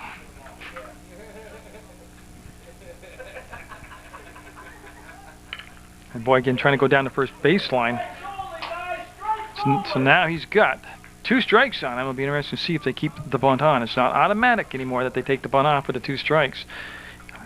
Now, if they do, obviously, puts the hitter at a great disadvantage right now, having 2 bunt attempts, 2 strikes. Now he's asked to protect the plate with the 2 strikes.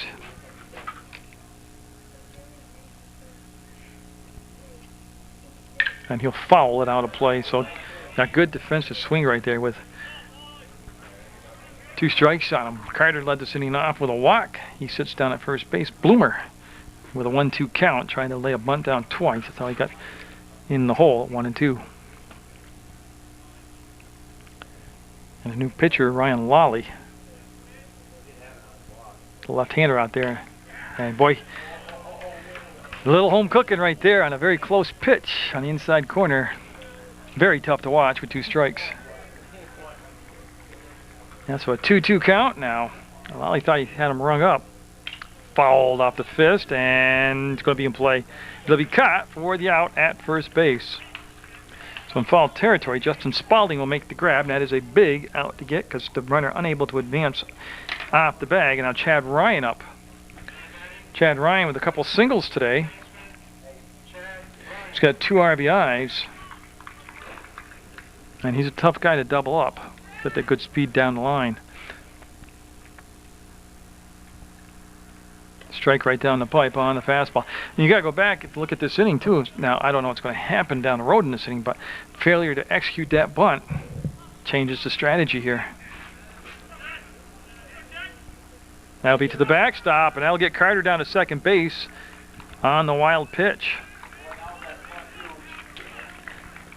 Yep, exactly. You could, I don't know if you could hear the very knowledgeable fans sitting out in front of me, but if they could have got the bunt down and then that wild pitch, you'd have a runner at third base with 1 out, which means a fly ball could have scored him, or a ground ball or a base hit. That's why I mean failure to execute the bunt, huge. Oh, a good eye by Chad Ryan. He'll watch that one dip down and in for ball 2. 2-1 with Zach Aquista on deck.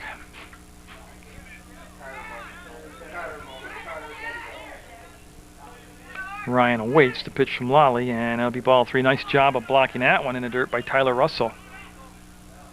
Yeah, they had Andy Moan start the game. He went 2 innings. Kyle Mack came in and pitched pretty decent in between the middle innings, and now they brought in Ryan Lawley late in the ball game here in the 8th.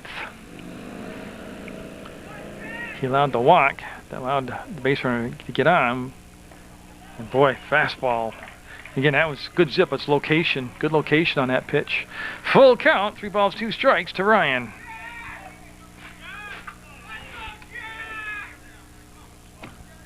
It took a while for the crowd to get here. Behind home base, it's filled in nicely. And he will walk on a very, very close pitch. I got to tell you, I'm a hometown guy. But man, there has been some very close pitches to take with 2 strikes. Quistapes up. His last time up, he flied out deep, about as deep as you can hit in the ballpark without taking it out of the yard. But he did get an RBI for it. So first and second, 1 down. And the Quistapes up in a tie ball game in the bottom of the 8th. And that's right on the outside corner for a strike. So Lally with a couple walks this inning put himself in a pickle.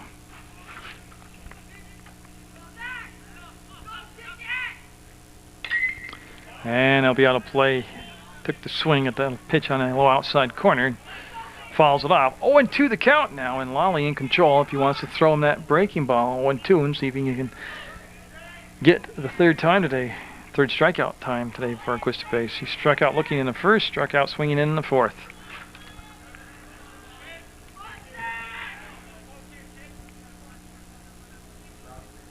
Lally taking a long time between pitches. Will elevate and go up with the fastball, and it'll be a ball. 1-2 the count. Both dugouts, all the players up on the top stair, and again, just a lot of fun today's ball game. 7-7, and both teams needing to win, and just like a playoff game. In the dirt, and a great stop. Carter going to go down to 3rd base. He's going to be in there. Tell you what. Carter. Whole key to that was he made his mind up immediately. No hesitation at all, and he took off. And on the close play, he was there. And now with 1 out, he's got to go ahead and run at 3rd base. Quistapes looking again, just make contact and put pressure on the defense. Oh, he got him. That's the 3rd time today Quistapes has struck out. So 2 down and Mike Sorelli up. He's had a triple, and then he's flied out 3 times in a row to the right fielder. So post 31 with the great opportunity. Runner at 3rd, less than 2 down. Now he's at 3rd base with 2 outs.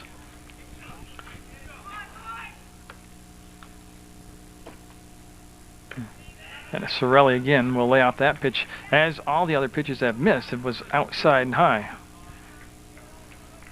It's like he's throwing it with the seams, that fastball.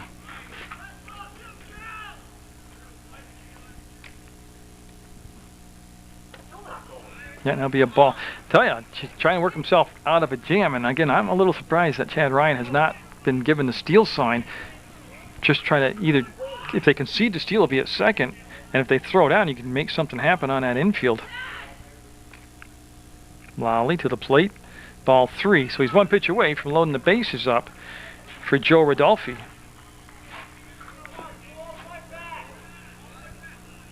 You can tell when a pitcher is in a jam because it takes a lot longer between pitches than when they're feeling it and throwing it right. They're just catching and firing. And that will load the bases now. Ball 4. Yeah, so Rodolfi, who's had a couple RBIs and a single today. He had the sacrifice fly back in the 2nd. Singled back in the 5th and flied out to left field his last time up. Strike 1 called after the very brief meeting on the mound.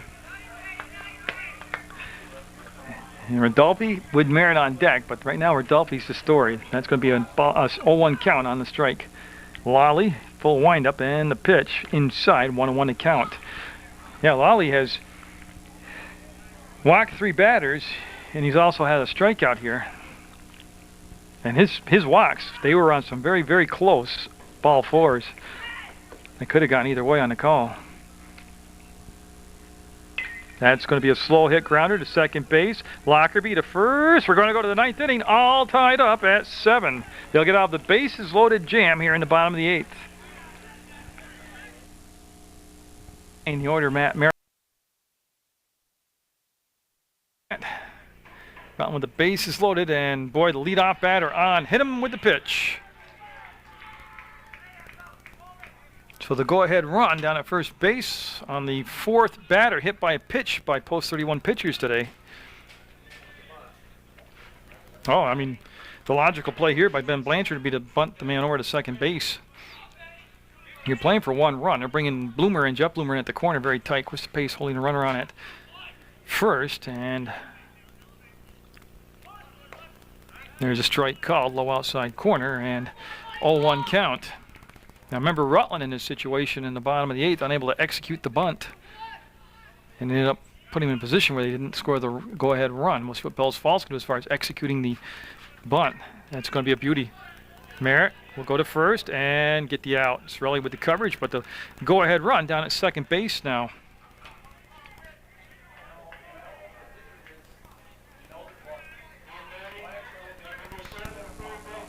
Now I'll bring up Zach Whitcomb. Whitcomb with a couple of hits, a couple of RBIs today, and then top of the order, Ryan Lally. As Matt Merritt, who came on to get the third out of the 6th inning, has pitched scoreless 7th, a scoreless 8th, and got the go-ahead run at second base right now for Bellows Falls. Oh, it would be a huge, huge win for Bellows Falls, and it would make things very, very difficult tomorrow against Brattleboro for Rutland. That'll be high. Down in Bellows Falls, it was a 6-3 Rutland win. And boy, up here right now, when everything's on the line for both sides, a 7-7 ball game in the 9th. Bellows Falls coming off that sweep of Bennington yesterday, and Rutland coming off from that sweep of Windsor. See what Matt Merritt's done here. He's gone away from, he's pitching, oh God, I don't want to say scared, but he's not just firing the ball like he was before. He's being thinking and being cautious, and that'll be, whoa, a little home cooking on that strike. And TJ Oliver had been warming up, not anymore. And I'm not sure what the game plan would be if Merritt gets in trouble here. That's going to be to Chad Ryan deep in the hole, and he'll eat it. Yeah, that's probably the best play he could have made. Seriously. Hit the middle some more. That we'll put runners at first and third, and Lally up. Yeah, so top of the order up now. Lolly's had one base hit. He's been whacked once. So pitch and relief from Matt Merritt. TJ first action in a week, and he'll have a strike. And tell you what, they're conceding the steal right now with the infielders in to cut the run down coming to home plate, and Bellows Falls right now not taking advantage of it. And over at first base is Zach Whitcomb. You've got to take second base. There he goes. And he'll let it go. That's not even a steal, actually. That's just to concede the base to him. So second and third, and 1-1 to count, 1 out, 7-7 to score. We're in the 9th. We've made it to the 9th inning. Oh, good pitch, good location. Like I said, TJ Oliver's been away for a weekend. Welcome back, coming into the 9th inning with the go-ahead run at third base and less than 2 down.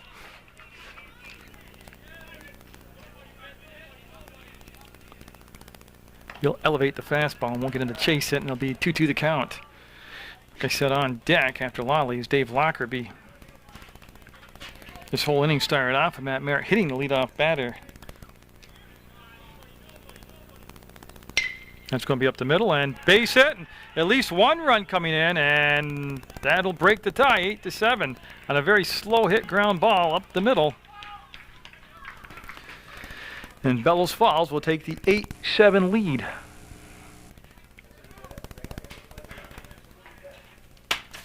Yeah, and Lockerby up now. Last time up, he flied out in foul territory to Ryan Carter, the catcher.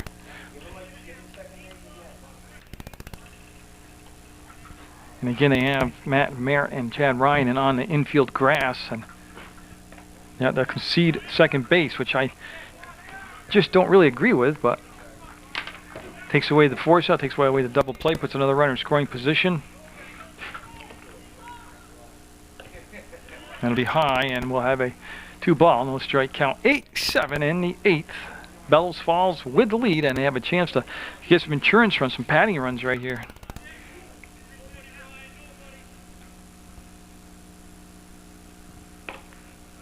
And there is a strike. So in a game that has seen the lead change hands several occasions, we have been tied at 7 since the 6th inning. That'll be a good stop behind the plate by Carter. And I'll go to a 3-ball, 1-strike count. So the go-ahead RBI single by Ryan Lally. He's at second base right now. Over at third base is Whitcomb. And boy, again, a very generous strike call. 3 balls, 2 strikes, full count, 1 down. Oliver would love to get a K right here.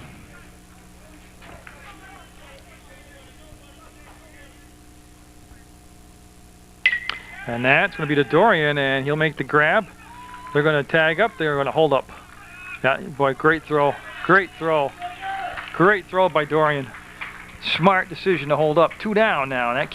That's big because that keeps it at just a 1-run deficit right here. Not out of the woods yet. Now Beebe up.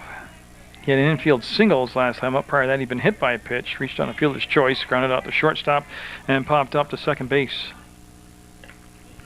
And again, they can't relax right here. They need to get that 3rd out and come up in the bottom of the 9th down just to 1 run.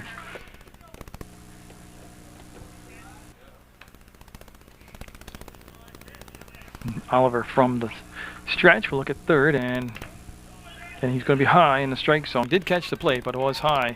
And it definitely has been a low ball strike zone today. They've been very consistently called low ball strikes. Marcucci on deck if Beebe gets on base. And that's going to be grabbed and caught, and that'll be a great play. Put a bookmark right there. So Rutland coming up down 1, going to the bottom of the 9th, 8-7, Bellows Falls.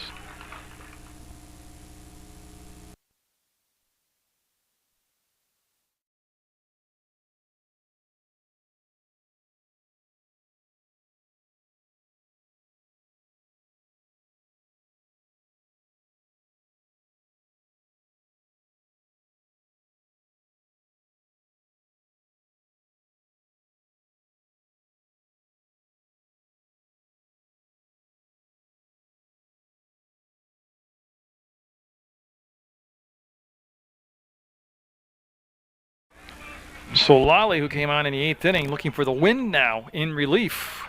Bellows Falls up 8-7. I've been looking at Matt Merritt, then top of the order, Rob Dorian, and Aaron Bloomer. The 3 due up. That'll be ball 1. Matt Merritt has had a singles today. He scored a run, reached on an error. He's flied out to second, flied out to right field. You can see how important it is to get that leadoff batter on as Bellows Falls at the last inning when Matt Merritt was the pitcher at the time, hit the leadoff batter, and he eventually came around to become the go-ahead run. Right now sitting in the position to be the winning run. And that would just enhance Bellows Falls' jockeying for position in the postseason and put a lot of pressure on Rutland tomorrow in a doubleheader against Brattleboro. 3 balls, no strikes. So Lally, who had 3 walks in the 8th, we'll have a 3-1 count here, and I'd be very surprised if Matt Merritt's not taking all the way right here. 3-1 the count. And boy, you can see Lally just set that ball right here like he's throwing a dart. And come all the way back now to a full count. 3 balls, 2 strikes to Matt Merritt. Leadoff batter here in the 9th, and that's going to be hit to 3rd. Nice stop. Whitcomb with the throw, and he got him 1 down. For Bellows Falls. They're 2 away from getting the big win on the road. So Dorian up. He walked his last time up. He's walked twice today, actually. Reached on a fielder's choice and singled. And they need base runners. And Lally going to be able to go back to the full windup with nobody on base.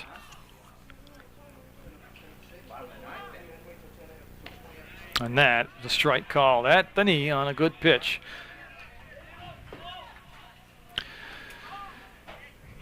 Bellows Falls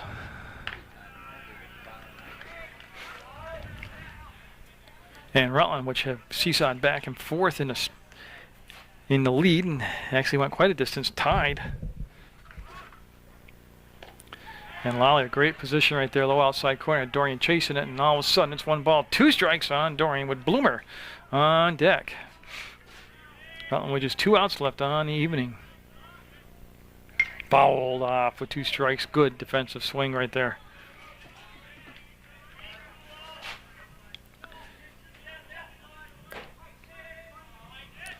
Yeah, if you go back to the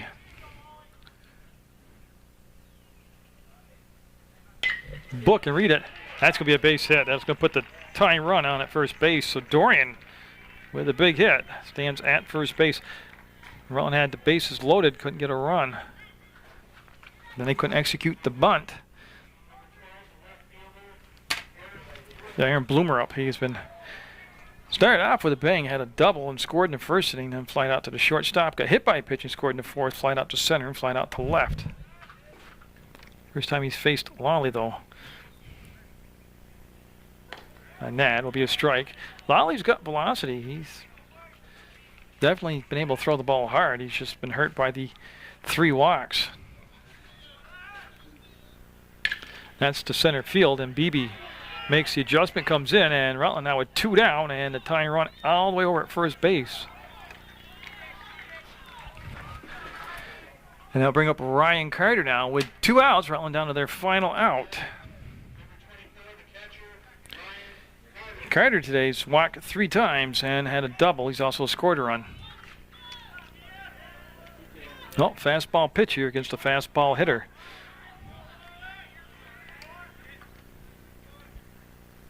That'll be high for a ball. On deck behind Carter is Jeff Bloomer. 8-7 to score. Bellows falls with the lead, trying to get the win here on the road. Yeah, and he'll be in there with a stolen base. He had a tremendous lead, but then it was a tough pitch for the catcher to handle and never did get a throw off. Yeah, so he's at second base scoring position now. Tell you, if Bellows Falls pulls this off, they would have won at Spinelli Field, Bennington's home field. Very tough place to sweep Bennington and then come here to St. Petersfield. Very tough place to beat Rutland. So 2 balls, no strikes. Oh, fastball right down the heart of the plate. Watched it go down through there. 2 balls, 1 strike now.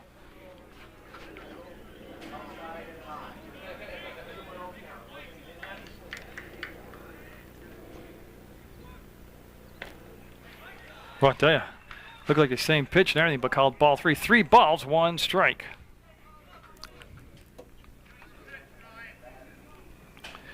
And again, just like a playoff game, all the tension gets quiet between the pitches.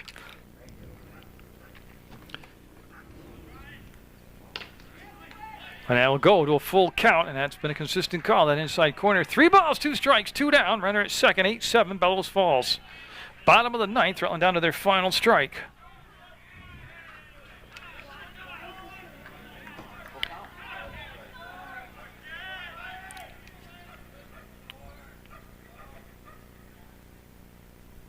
He asked for time and didn't get it, and he'll go down swinging on strike 3. So Bellows Falls will get the big road win in 9 innings, 8-7 over Rutland. Lally will get the win in relief, and Matt Merritt will take the loss. And Rutland now with all bigger games tomorrow, doubleheader against Brattleboro. So congratulations to Bellows Falls. Good effort by Rutland, but tell you what, they'll come back at it tomorrow.